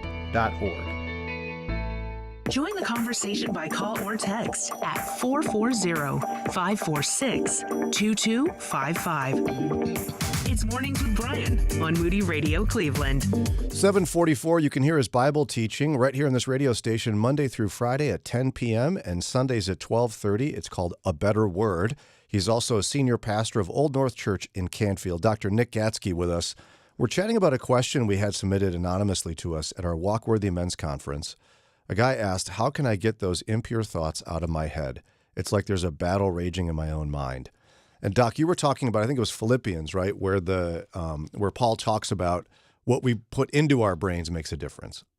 Yeah, absolutely, Brian. And I think, when I think about my own life and I think about different seasons where I'm struggling with impure thoughts, anger, difficulty in the mind in all kinds of ways, I think the first time I really started to see how this was played out in my personal life was probably, back when I was in high school, and you're going through the struggles with impure thoughts that all young men go through. And I thought to myself, why am I thinking about these things all the time? And I realized that the music I listened to talked about sex all the time. So no wonder I was thinking about it all the time, because all these inputs that were coming in were talking about that, right? And so, as we know, so much music today does talk about that. But it's not just music, right? It's what you read, it's what you look at on the internet, it's when you get caught into doom scrolling on your phone at 10 o'clock at night, what TV shows and movies you watch. Like, how do you battle the impure thoughts in your mind? You take a good inventory of what's coming in, and you say, how is this contributing positively or negatively to the things that I'm thinking about? Yeah, your example is so good because it's somewhat unexpected, right? I don't know that everybody would presume music would be the source of that, like song lyrics. I think oftentimes these kind of things can sneak into our lives. It's not necessarily obvious out of the gate. Do you think that's accurate? Absolutely. Well, and especially in such an advertising culture like we have right now. I mean, you go through a day, and I forget the latest statistic, but it is a shocking number of advertisements that you see in a day, whether it's on your phone, billboard, internet, television, listen to on the radio, whatever it is. And those things all play into what we think about. There's a reason why people spend millions and even billions of dollars, because they want you to think about the product that they're trying to sell. And that's true, sort of in all sorts of media inputs. So how would one begin to take an inventory of their input? Because, again, I think sometimes you need, it's hard to identify the source if you're battling impure thoughts. Yeah, well, I mean, I would probably start with actually thinking about, okay, what is the impure thought? I wouldn't just take an inventory of all the inputs, because that's just way too many. What sin struggle do I have in my mind? Is it anger? Is it jealousy? Is it lust? Is it envy? What is it? And then work backwards from there. What inputs feed that temptation? And I think that's probably a little bit more of a practical way to go about it. Oh, yeah, that movie that I'm watching is all about money and wealth and luxury, and that's why I feel discontent with what I have. Right. And things like that. 2 Corinthians 10:5 says, we take every thought captive to obey Christ. And I love Proverbs 4:23-25, because I think it gets to sort of the heart of the issue, which is, keep your heart with all vigilance, for from it flow the spring of life. Put away from you crooked speech, and put devious talk far from you, and let your eyes look directly forward, and your gaze be straight before you. So the writer in Proverbs talks about our heart, talks about our lips, and talks about our eyes. And all of those things contribute to what goes on in our thought life. So if somebody is able to identify, like what you talked about, perhaps it's the music you're listening to or the movies you're watching or the social media you're consuming. I mean, of course, step one is stop that. But what's the deeper work that needs to be done? Because your thoughts won't immediately disappear. Yeah, well, I think it's helpful to know that we can have desire that that is maybe neutral, but that desire can turn to sin, and that's where the battleground happens. The Bible talks about this as well. Ephesians 4:26, be angry and do not sin. So anger in and of itself is not necessarily sinful, but it can turn into sin. Similar, 1 Corinthians 10, no temptation has overtaken you that is not common to man. God is faithful. He will not let you be tempted beyond your ability. He will provide a way of escape that you may endure it. So there's this idea that you can be tempted, you can have a desire, you can have an emotion, and still that's not necessarily sinful. The battle, the crossroads, happens right there.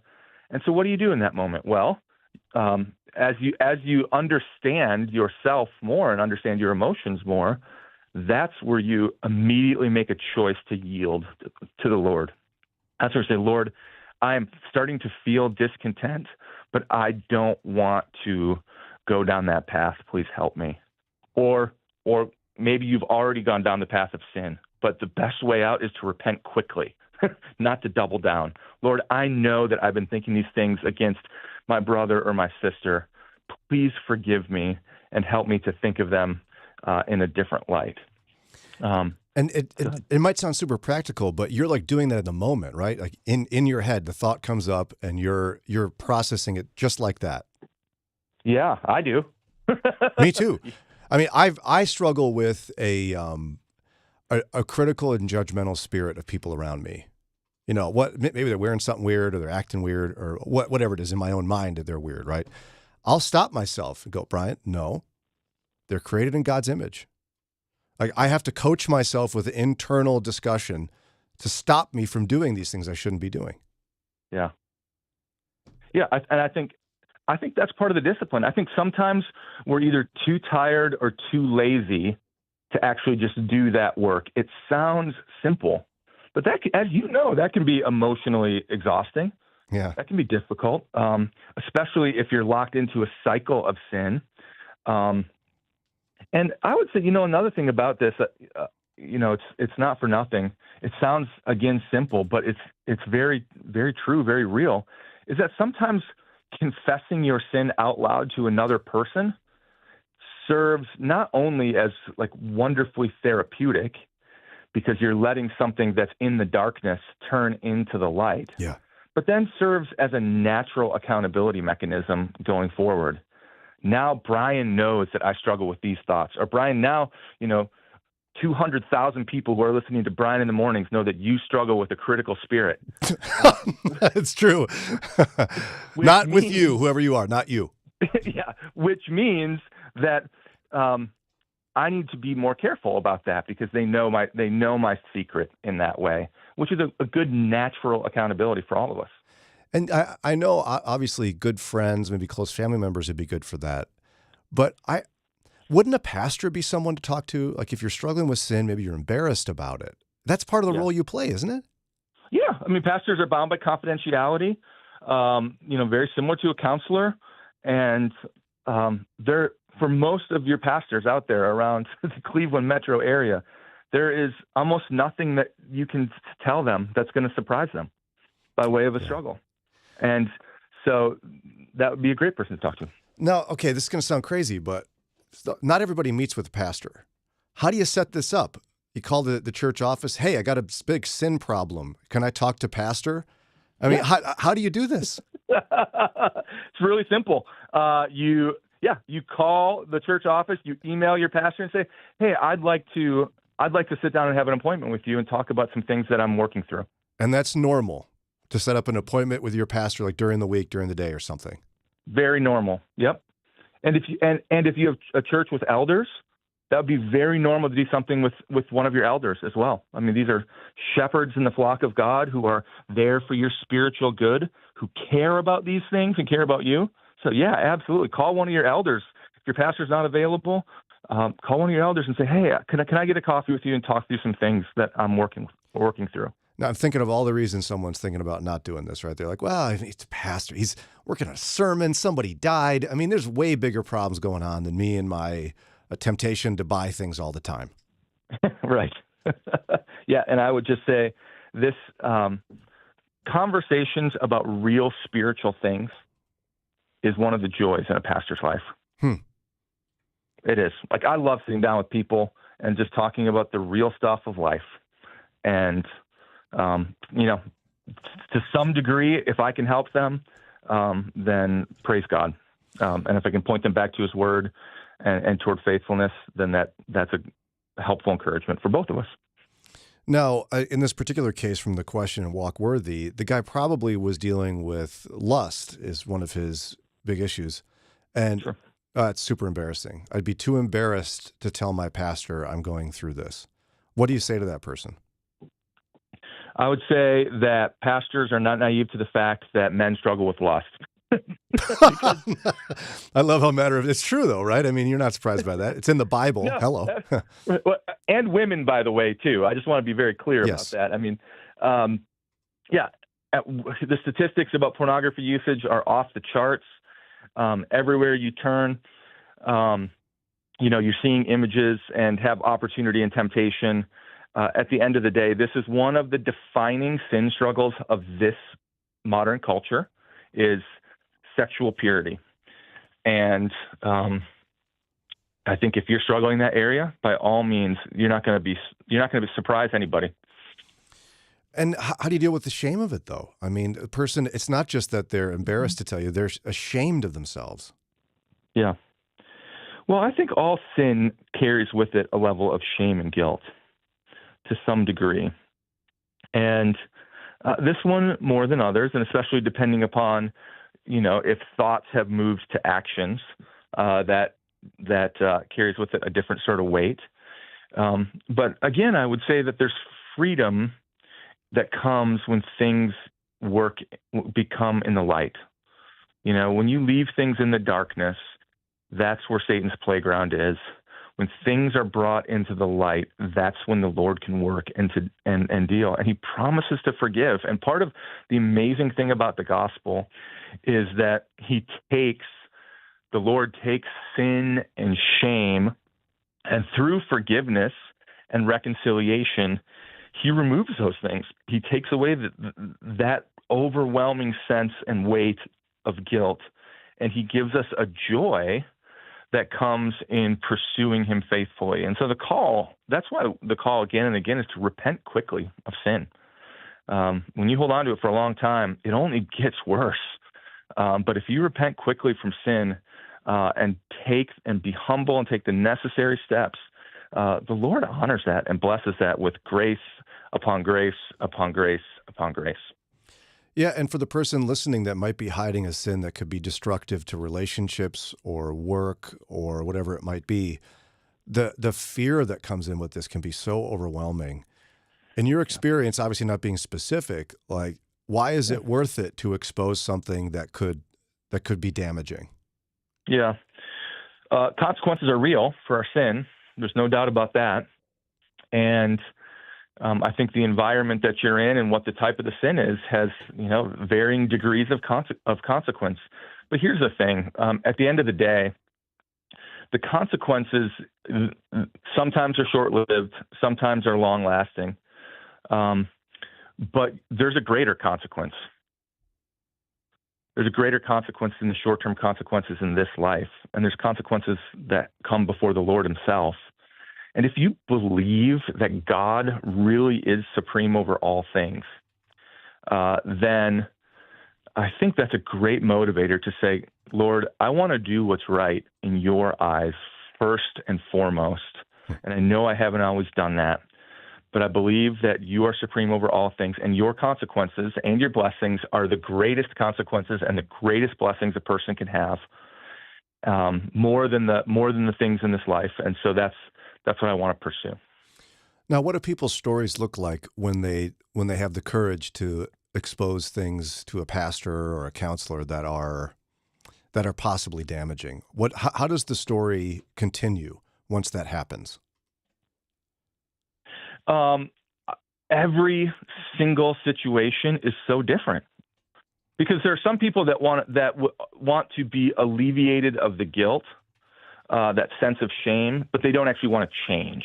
Huh. And so for the story for them, it actually becomes a very frustrating cycle that repeats again and again. But for the story of the one that's genuinely repentant and displays fruit that's consistent with repentance, and what I mean by that is, when you're repentant, there's a humility that comes. That's a fruit that's consistent with repentance. There's a natural desire to make things right that comes with genuine repentance. There's a willingness not to blame other people for your sin, to own it yourself. That's fruit that comes with genuine repentance. Not to minimize it or excuse it. That's fruit that comes with genuine repentance. For those people that find themselves in that place and do that work before the Lord, it becomes absolutely life-giving. I mean, you see radical transformation, you see joy, you see optimism that wasn't there before, because sin was brought into the light, the grace and mercy of God was showered upon them, and they have a new vibrancy and outlook in their relationship with Him and on everything else. And it's amazing to see. And I would imagine that's the case even if, for example, a marriage relationship isn't restored, but the person can still see this deeper joy and deeper satisfaction. Yeah. Yeah, absolutely. Absolutely. And I've seen husbands cheat on wives or wives cheat on husbands, and the consequences of that was their marriage. And the pain that goes through the ending of that marriage. And yet on the backside, there's a godly remorse that comes with that, for sure. And at the same time, the Lord, the story's not over. That's right. Because you sin, just because you sin and even fall into egregious sin, the story isn't over. God is more powerful. The gospel is stronger, and people have a new lot in life that comes through the grace of God. I hope our discussion today will give somebody the courage to talk to a friend, a parent, a spouse, a pastor. Make an appointment with your pastor if you've got sin that's been hiding in the darkness, and bring it into the light with true repentance, and watch what the Lord is going to do. I hope that happens today. Thanks for dealing with this real important pastoral issue. Again, this is Dr. Nick Gatzke. He's senior pastor of Old North Church in Canfeild. Let's start with telling people how to learn more about Old North. Yeah, you can just go to oldnorthchurch.org or visit us on a Sunday if you're in the area. We would love to see you. And then, of course, don't miss the program right here on this radio station, A Better Word. It's right here Monday through Friday at 10 p.m., Sundays at 12:30. There's also a podcast where you could hear his Bible teaching. And there's another guy in there, too. Boy, it just sounds so compelling. I don't know what to do with that guy. But anyway, how can people learn more about A Better Word? Yeah, abetterword.org is the website for that one, or just look it up wherever you find your podcasts. It's a great joy to continue to just have the opportunity to encourage people with God's word and hear stories about how He changes lives, just like we've been talking about today. And if God is changing your life, through that program, we'd love to hear about it. So shoot us an email and tell us about what the Lord's doing. Again, it's abetterword.org. Dr. Nick Gatzke, thanks so much for your time, my friend. Hey, great to be with you. All right, coming up here in a few minutes after Ron's news, Virginia's governor may have been the first government official to, dare I say, successfully try to start doing something about social media and kids. Like actual legislation actually in place. What is it? We're going to talk about it along with a little bit of a nerd discussion about philosophy in a few minutes. Loving God with our hearts and our minds. It's Mornings with Brian, live from the North Coast Family Foundation sponsored studios on Moody Radio Cleveland. WCRF Cleveland. WVMS Sandusky. WVML Millersburg. WVMN Newcastle.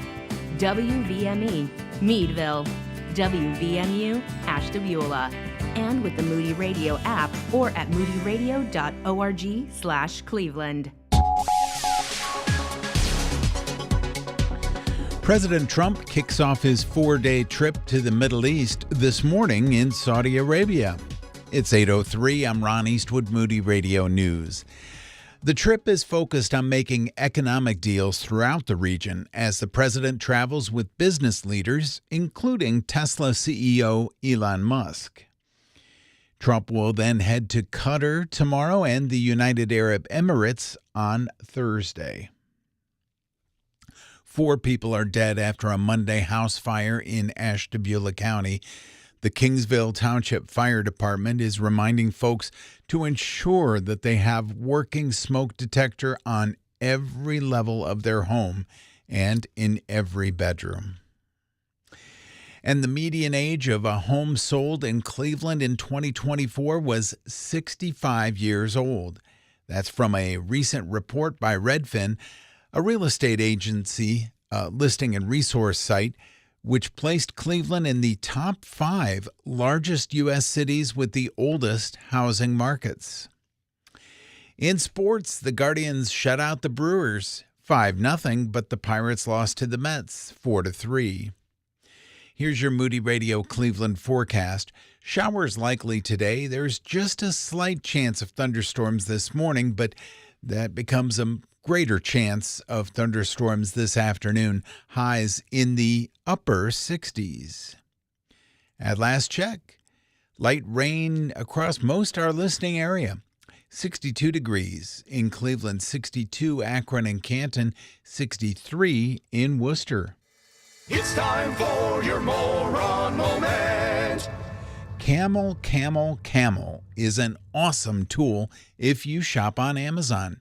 It tracks prices, shows you a product's price history, and lets you set price drop alerts for something you have your eye on. If you're going to purchase an item from Amazon anyway, why not pay less for it?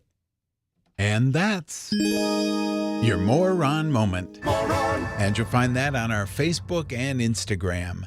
It's 8:05 with Moody Radio News. I'm Ron Eastwood. Mornings with Brian. Moody Radio Cleveland. 103.3 at 6 to 9 a.m.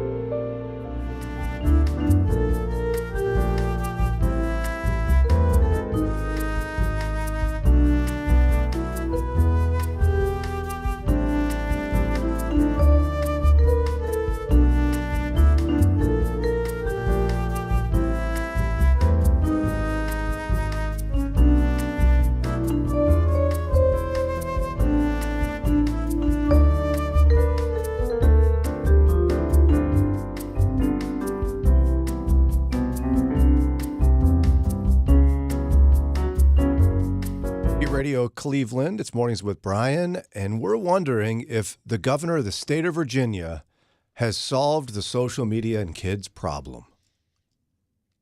Probably not. Right. Hey, be optimistic, Lauren. Well, it's like this giant problem, and the first person to do something, just like, it's usually not successful. So true. But it's like an established fact now, isn't it? That social media, Yes. bad for kids. Right. Established fact, parents know this. Right. Right. Established fact, nobody's doing anything about it. Right. But isn't it also an established fact that not having social media, being the only kid around without it, is also harmful to your child's psyche? Fact. Well, in Virginia, they're about to all be in the same boat. In some respects, that's true, right? Yeah.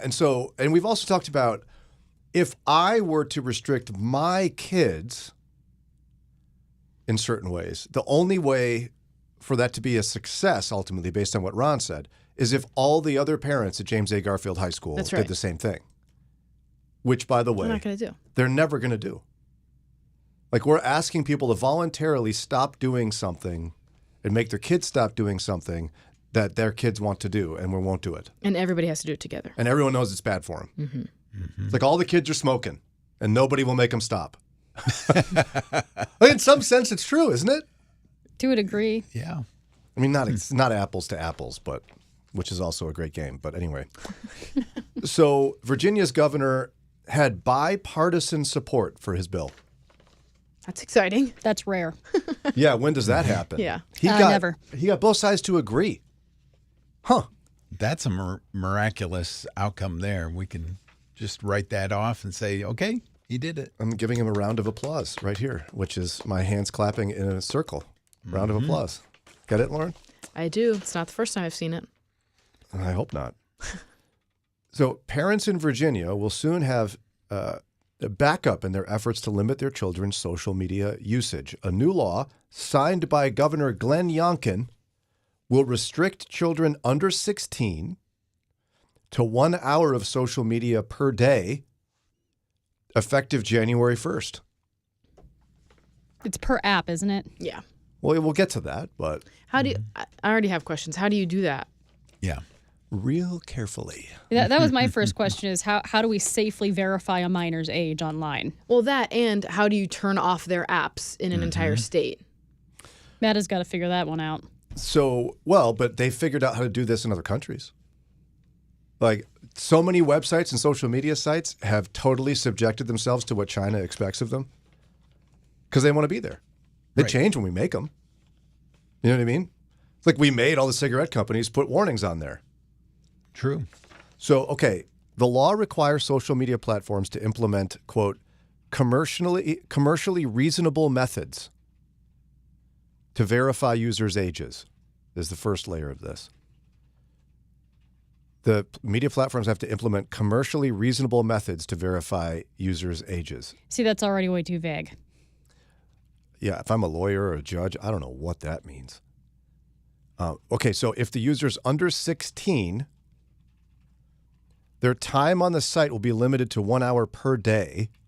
Additionally, parents will have the authority to allow even less time. But by the way, it is, as Daria indicated, 1 hour per app. So they could have an hour on TikTok, an hour on Instagram. I'd say an hour on Facebook, but they're not there. So Snapchat. that's 3 hours. YouTube, if we're qualifying that as a social media platform, which some people do. So that's a minimum of 4 hours. I'm sure kids have other apps Twitch that we're not even aware of. They'll make new ones or something. So what do you think? He did it. Governor Youngkin. He did it. Everyone He did agrees, something. but On paper. yeah, everyone agrees about something, but the logistics of actually making it happen is Right. And considering how many different apps there are for kids to spend time on, he really hasn't done anything. I mean, 4 hours Everything's for an app. A child is still a lot of time, and but we're talking probably a minimum of 4 hours, depending on what other apps they're on. If I'm going to defend Governor Youngkin, who I've never even heard of until I read this article, sorry if you're from Virginia, but I don't pay attention to your governor's office very, very carefully. That's okay. No one's doing anything about a terrible, terrible problem.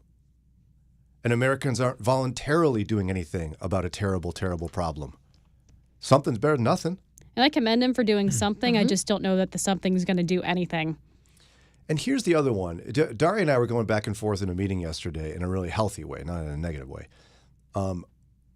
She's right. Like we want to protect our kids' privacy and their information. Mm-hmm. How in the world can we not figure out how to legitimately verify a kid's age outside of, hey, you swear you're 16? You promise? Click this button if you promise. That's what it is right now. What's your birth date? Don't lie. Okay? But if you do, you can get onto the site. Right now, it's the honor system. How can we not figure out how to verify a kid's age in some sort of legal, objective method? We do it for adults. Right? Mm-hmm. Yeah, they just don't have any documentation, really, until they're 16 and get a driver's license. And you mentioned, because we were just kind of having a little debate about this, like, well, there's birth certificates and social security cards. It's like, I'm not sure we want social media conglomerates to have access to those sensitive records. So then let's make a new one. This is America. Let's come up with a new form of ID for minors that verifies their age and has done so somehow through government authority where a third party has verified their age and use that as proof. It's like a driver's license, but it's a license to be online, and everybody gets one at birth. That's just another line to stand in. But do you follow what I'm saying? For you, for all your 5 kids. You filled out paperwork when your kids were born for their Social Security card. I don't have to do it again until they're 16. And they have a Social Security card. Yes. But they're a baby. Yes. Why can't we do this in a way that can be used to verify age?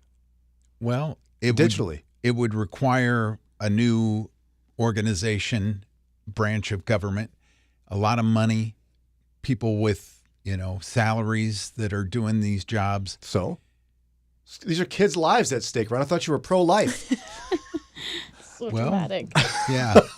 But that's the objective. It's going to be very difficult to, create the billions of dollars in tax revenue to implement something like that. Yeah, you can't just say, okay, we're creating a new form of ID for children. I mean, why can't you say that? The real ID took like 5 years to implement. And I still don't have that. Yeah, that's still not officially a thing. I think it's slated for later this month or whatever. But think of all the things that American ingenuity has done turning on a dime. Like we were just at the IX Center. Mm-hmm. And in World War II, someone said, we need B whatever bombers. Yeah. Let's make them in Cleveland. Bam. And now we get this giant place. We're making them. There you go. We did it.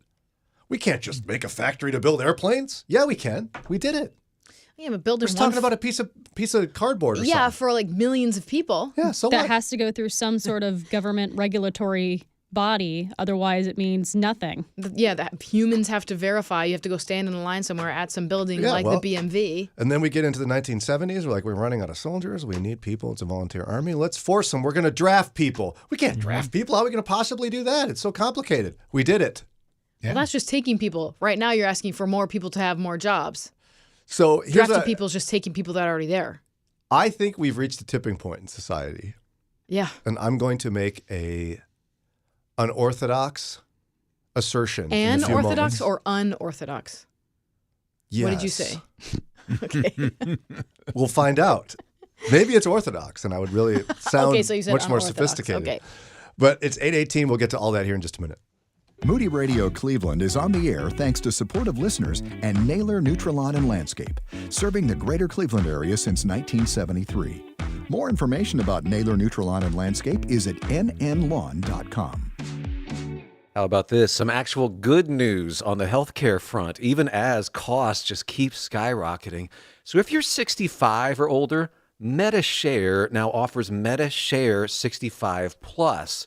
Call them. You can talk to them about this. A lot of people are taking advantage of this now because even if you have Medicare Parts A and B, there are out-of-pocket things, deductibles and copays that just keep going up.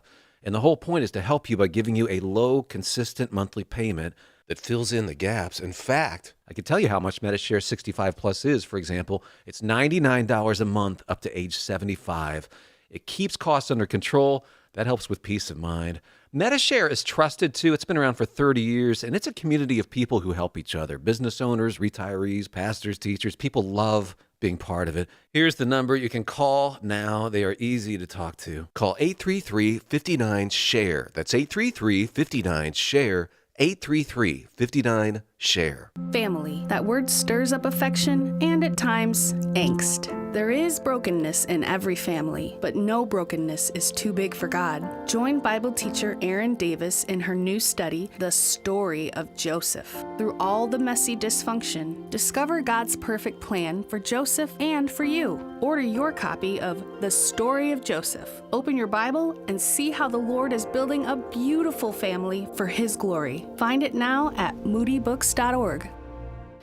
Good morning, Cleveland. Thanks for choosing us to help you start your day. It's Mornings with Brian on Moody Radio Cleveland.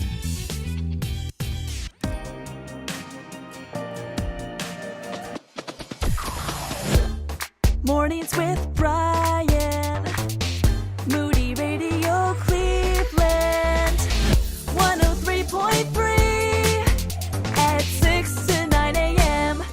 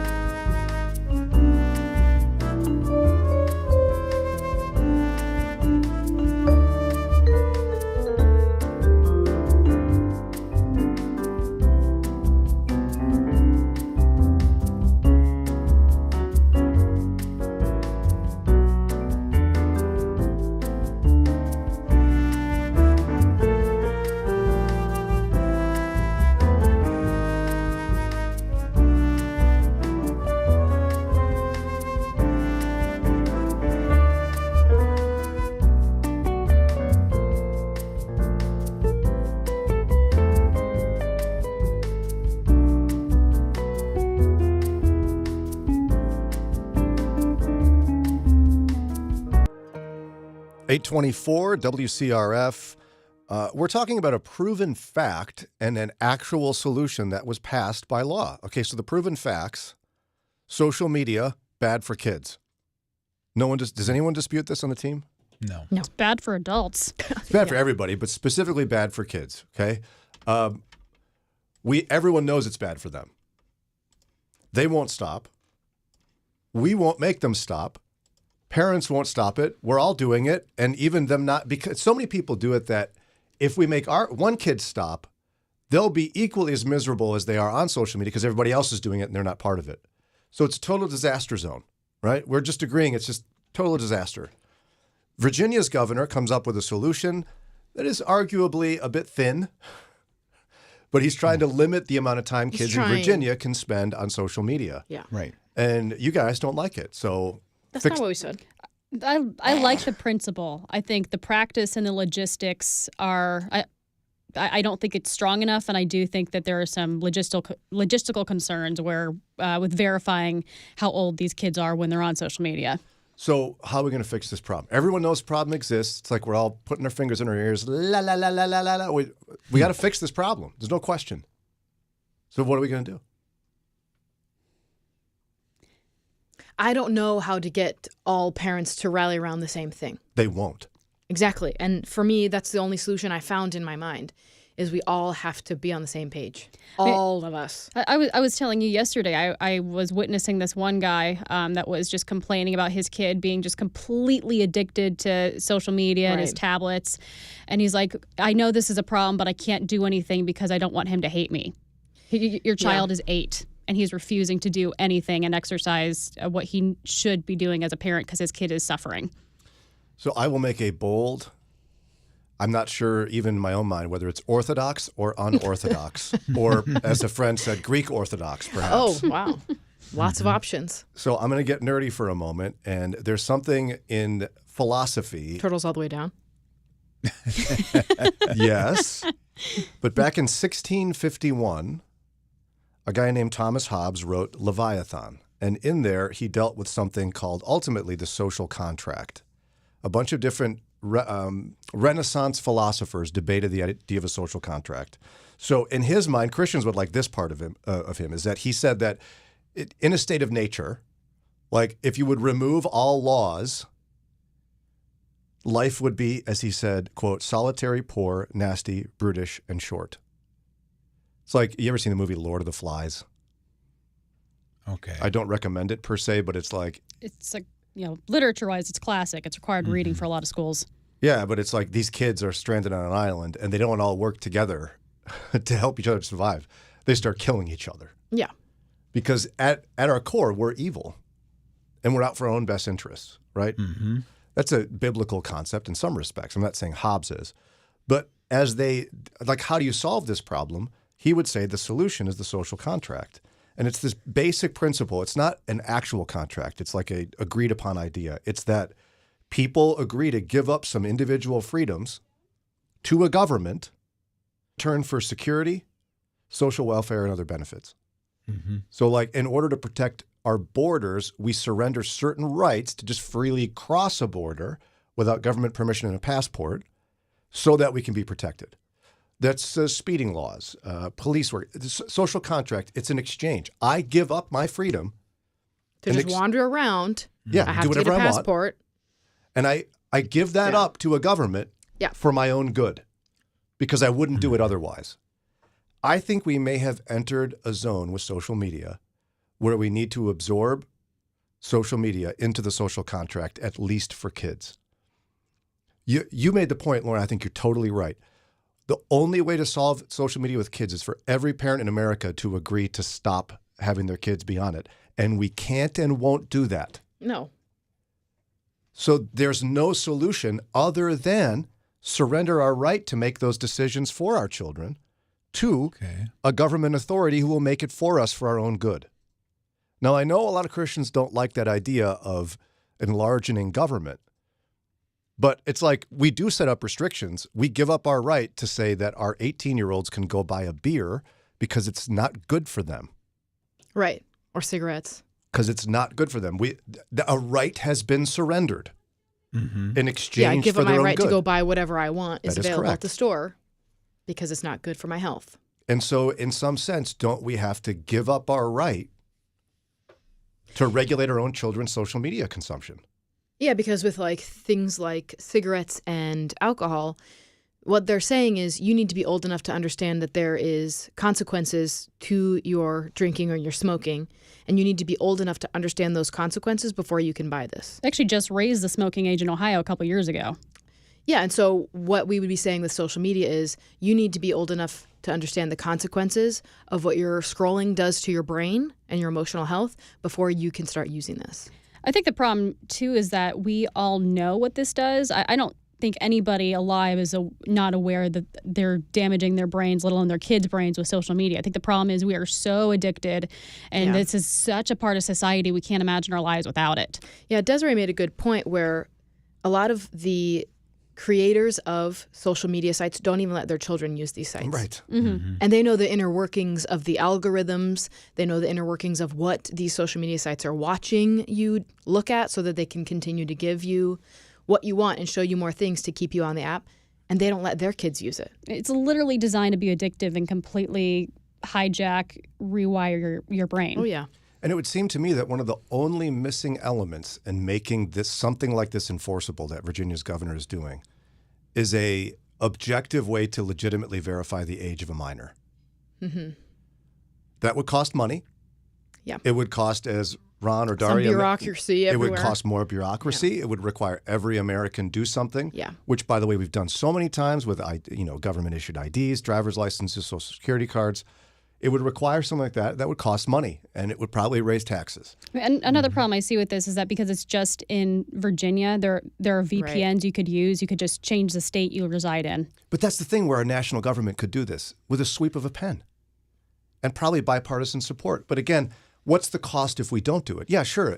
We'd have to create more bureaucracy. It always is the case in a social contract exchange. You think there's no bureaucracy in maintaining roads? Right. So, or the Real ID thing that we have been trying to get It's been like 5 years. Yeah. So is the cost greater on the lives of our children if we don't do it? So it sounds like I've convinced you, Lauren. Social contract time. Drop it in there. Yeah, I don't think I was not convinced. I don't think that you were wrong. I'm Greek Orthodox. It's just a really heavy lift.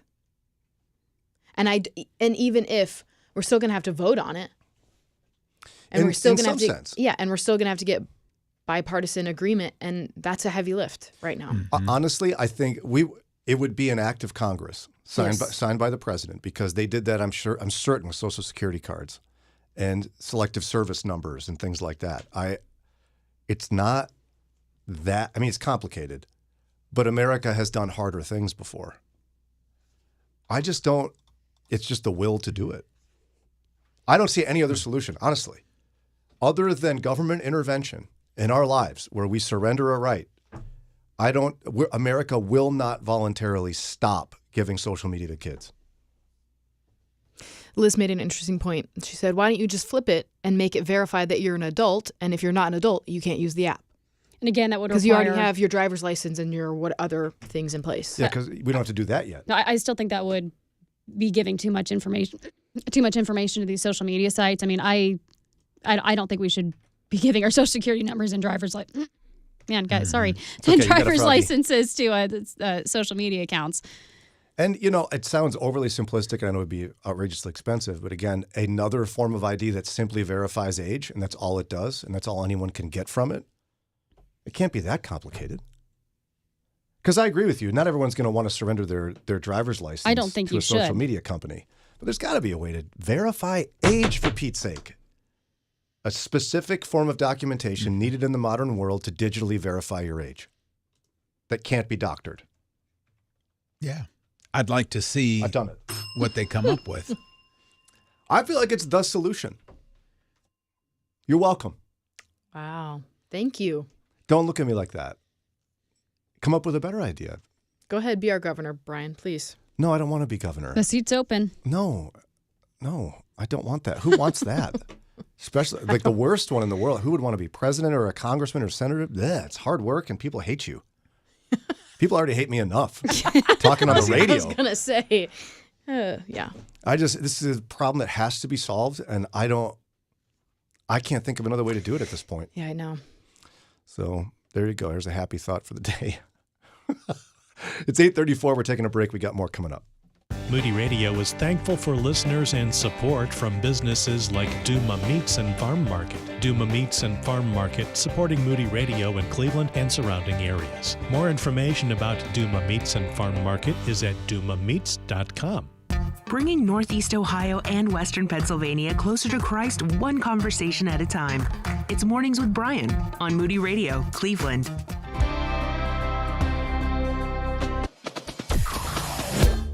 Mornings with Brian. Moody Radio Cleveland. 103.3 at 6 to 9 a.m.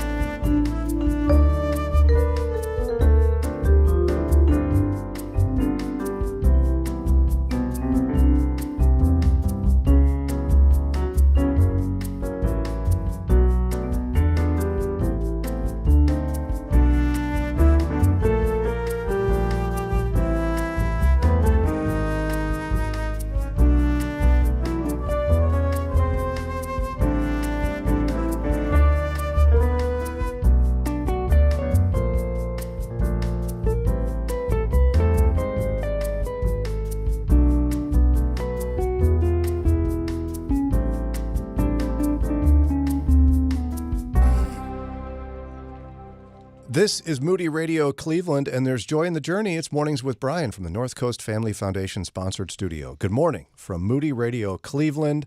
We all, in this show at least, love a good advice column. Mm-hmm. Now, it's Lauren's favorite. Remind people again, why What? does Lauren love a Dear Abby so much? Well, it just makes me realize my life's not so crazy. I'm not alone.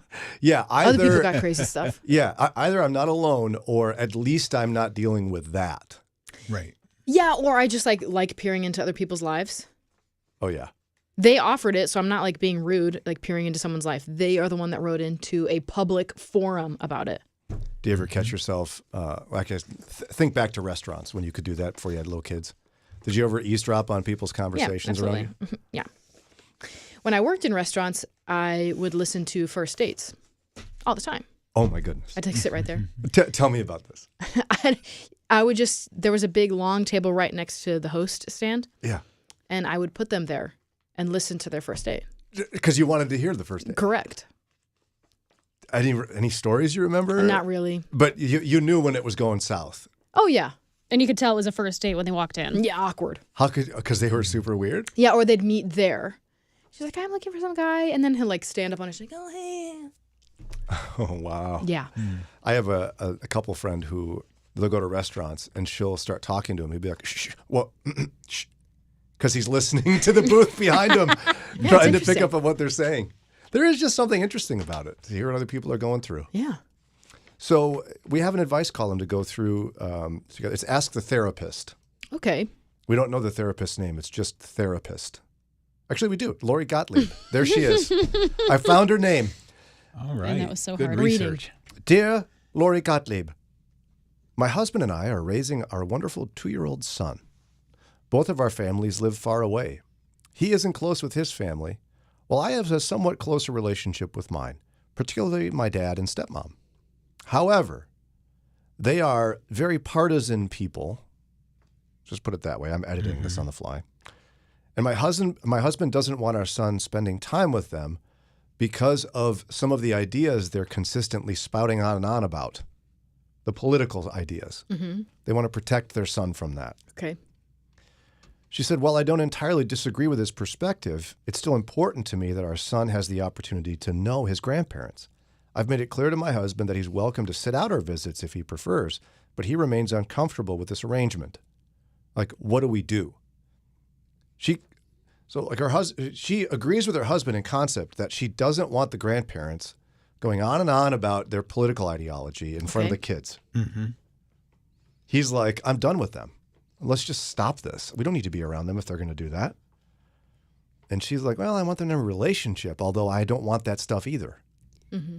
So I think it's fair to say to your parents, and we don't know that they've had a conversation. It sounds to me like maybe they haven't.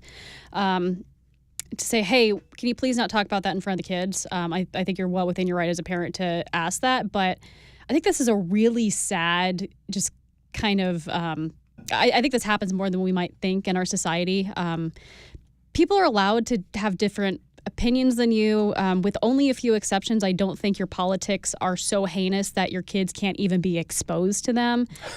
I mean, you should not cut your parents off from your child because you don't like their politics. That is just incredibly sad to me. And I do think it's important for kids to be exposed to different ideas. And I remember as a kid, I was able to sniff out ideas that were garbage from a very young age. So kids are smarter than you think. If their politics are that bad, your kid will probably be able to figure it out. Yeah. Yeah, the therapist said, children don't grow into compassionate critical thinkers by being kept in bubbles.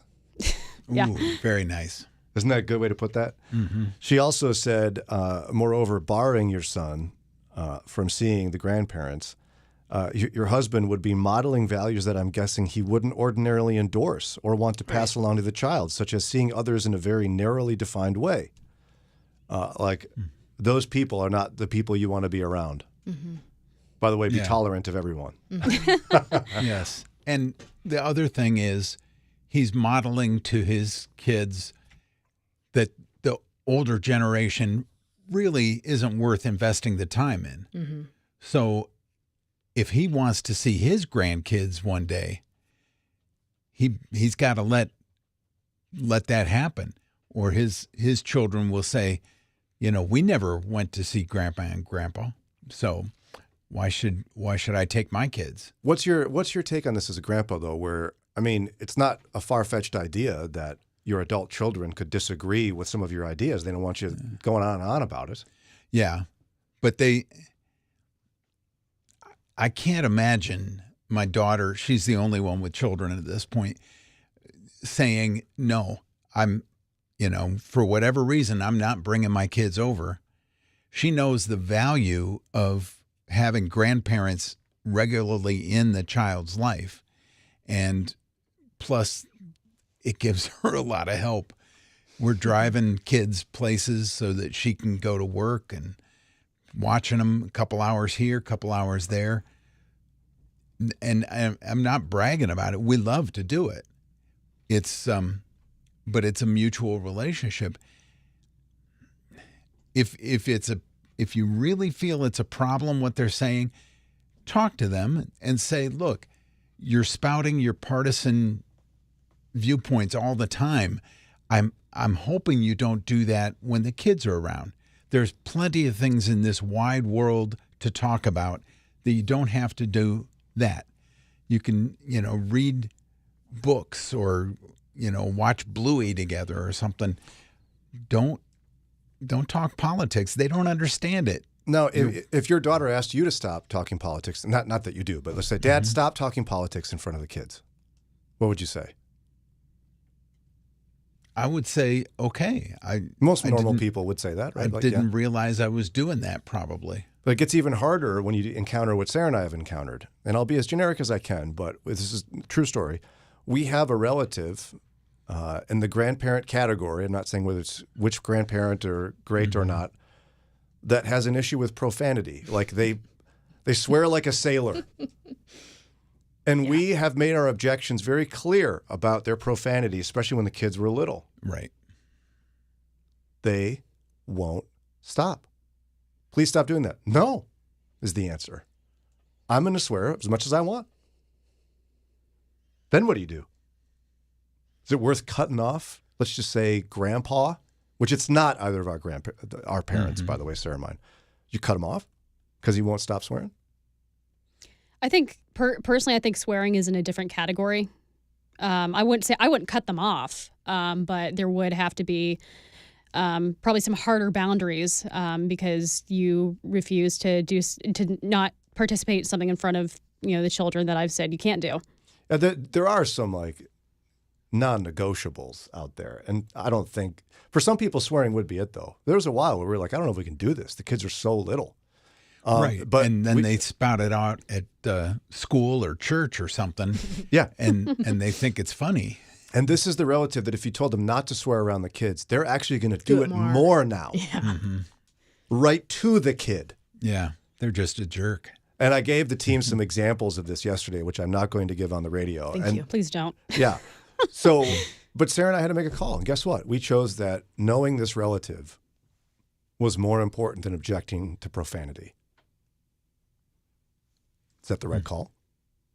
No one can say you made the call for your family. Right. And because that's the call that you and your wife decided to make, that was the right call for your family. And I think it's okay if someone else would have made a different call. But again, I do think that's in an entirely different category than politics. I don't know. Because I think the solution for both is not all that complicated. Like the solution for us was ultimately like, hey, guess what? This relative swears all the time. We don't do that in our family, okay? And they're like, okay. And here we go. But I don't think Grandpa having a political opinion that's different than ours is detrimental to a child. Oh, no, I agree with that. Swearing could be. So I agree with that. For that reason, I would put them in completely separate categories. So at the end of the day, it is possible. But I think sometimes we just have to relax a little bit. And you're right, Daria. Like politics, come on. It's very sad. Your kid probably already has been exposed to those ideas. What are you scared of them being exposed to ideas? Well, that's ridiculous. You got a funny look on your face. No? Or is that just a regular look? Sorry. Just regular look. Sorry. I mean, it looks fabulous, Lauren. Thank you. Okay, I got to get out of the hole. It's 8:48. We'll be back. I've got some animal news I can't wait to share. Pursue your passion toward shepherding, teaching, and ministry leadership with a Master of Divinity from Moody Online. You'll study systematic theology, pastoral practices, develop your skills in preaching and teaching, and be equipped to analyze Scripture through the lens of the original Hebrew and Greek texts. Take classes when and how it's most convenient for you with our flexible online option. Get started today at moody.edu/online. The following is not an actor, but a real-life story from Trinity Debt Management. I'm Claire from Trinity Debt Management. I'm a counselor, and the reason that I love working for Trinity is because I get to help folks with one of the hardest problems a family can face, and that's financial difficulties. In this day and age, everything is going up. You have higher utilities, higher grocery bills, higher fuel, and those credit card interest rates have gone up as well. We can help you with that.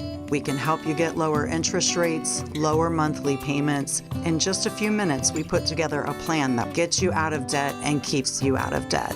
I love my job. It's a great program and a very smart way to find debt relief. If credit card debt has you down, call Trinity at 1-800-659-9838. I'm Claire, a Trinity counselor. Call me and become debt-free for keeps. 1-800-659-9838. They say family knows you best. Here's Brian's older brother with a message for you. At least my little brother was able to make a career out of talking non-stop. It's Mornings with Brian on Moody Radio Cleveland. Mornings with Brian. Moody Radio Cleveland. 103.3 at 6 to 9 a.m.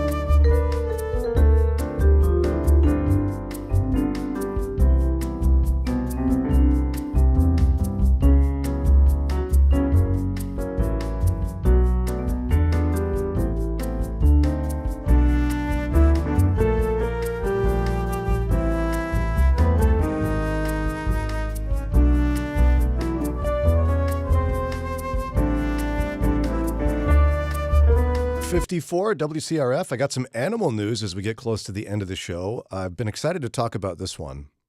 So it's an internet viral debate that I'd like us to try to solve today. People are wondering who would win in a fight between 100 men and one gorilla. The gorilla. 100 men versus gorilla. It's a gorilla. Do the men have any tools at their disposal? Well, I mean... Or is it just hands? I mean, it's Hand-to-hand brute force. combat? Men. I mean, it's like Ron and me, boom. Did you I get don't your know if that tickets was the to the best gun example. show here? Come Gorillas. on. I don't know if that was the best example of the men. But 100 men versus a gorilla, who would win? I think the gorilla, to be honest with you. Wow, you're so anti-men. Do they have weapons or is it just their hands? Even like rope would help. Just their hands. They could jump on him. Just their and hands? It's the gorilla. Punch him. It's the gorilla. 100 punches, coordinated punches. It's the gorilla. Ron Eastwood? The gorilla's like solid muscle. It's the gorilla. Even if it was 100 of me, it's going to be the gorilla. Even if it was 100 of me. So Daryl Hoffman with the San Antonio Zoo, which is opening a gorilla exhibit this year, he says it's the gorilla. Yeah, Yeah. obviously.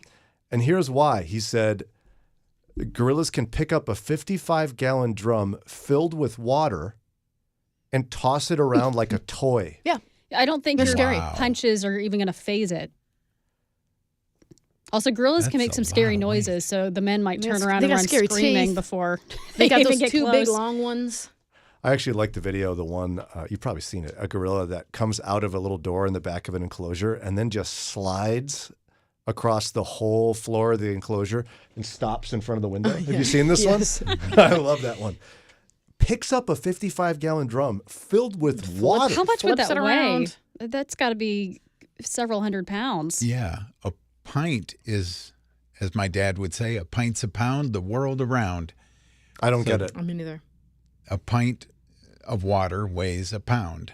But why are we talking about the world? So that And it's you It remember rhymes the rhyme. and it's cute. Yeah. If it's a poem, then it must be true. So wait, a pint is a pound, the world is round. The world around. So everywhere around the world. Oh. Oh, I thought it was some sort of flat earth argument. Turtles all the way Turtles down. all the way down. Yes. It's not a Obviously. flat earth. What pint's a pound? 2 pints is a quart. 4 quarts to a gallon. So you're up to 8 pints I don't times need that. 55.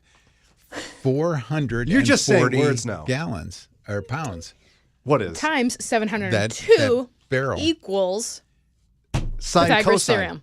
Yeah. It's like 440 pounds. I'm looking it up. And he's What- how- whipping it around. How many gallons? 55-gallon drum filled with water. Ron is saying it's how many? 440. Because 55 gallons is 440 pounds. the world is round because pints are 'Cause pounds. to pounds. Between 480 and 500, so he's pretty close. So pints a pound is word around.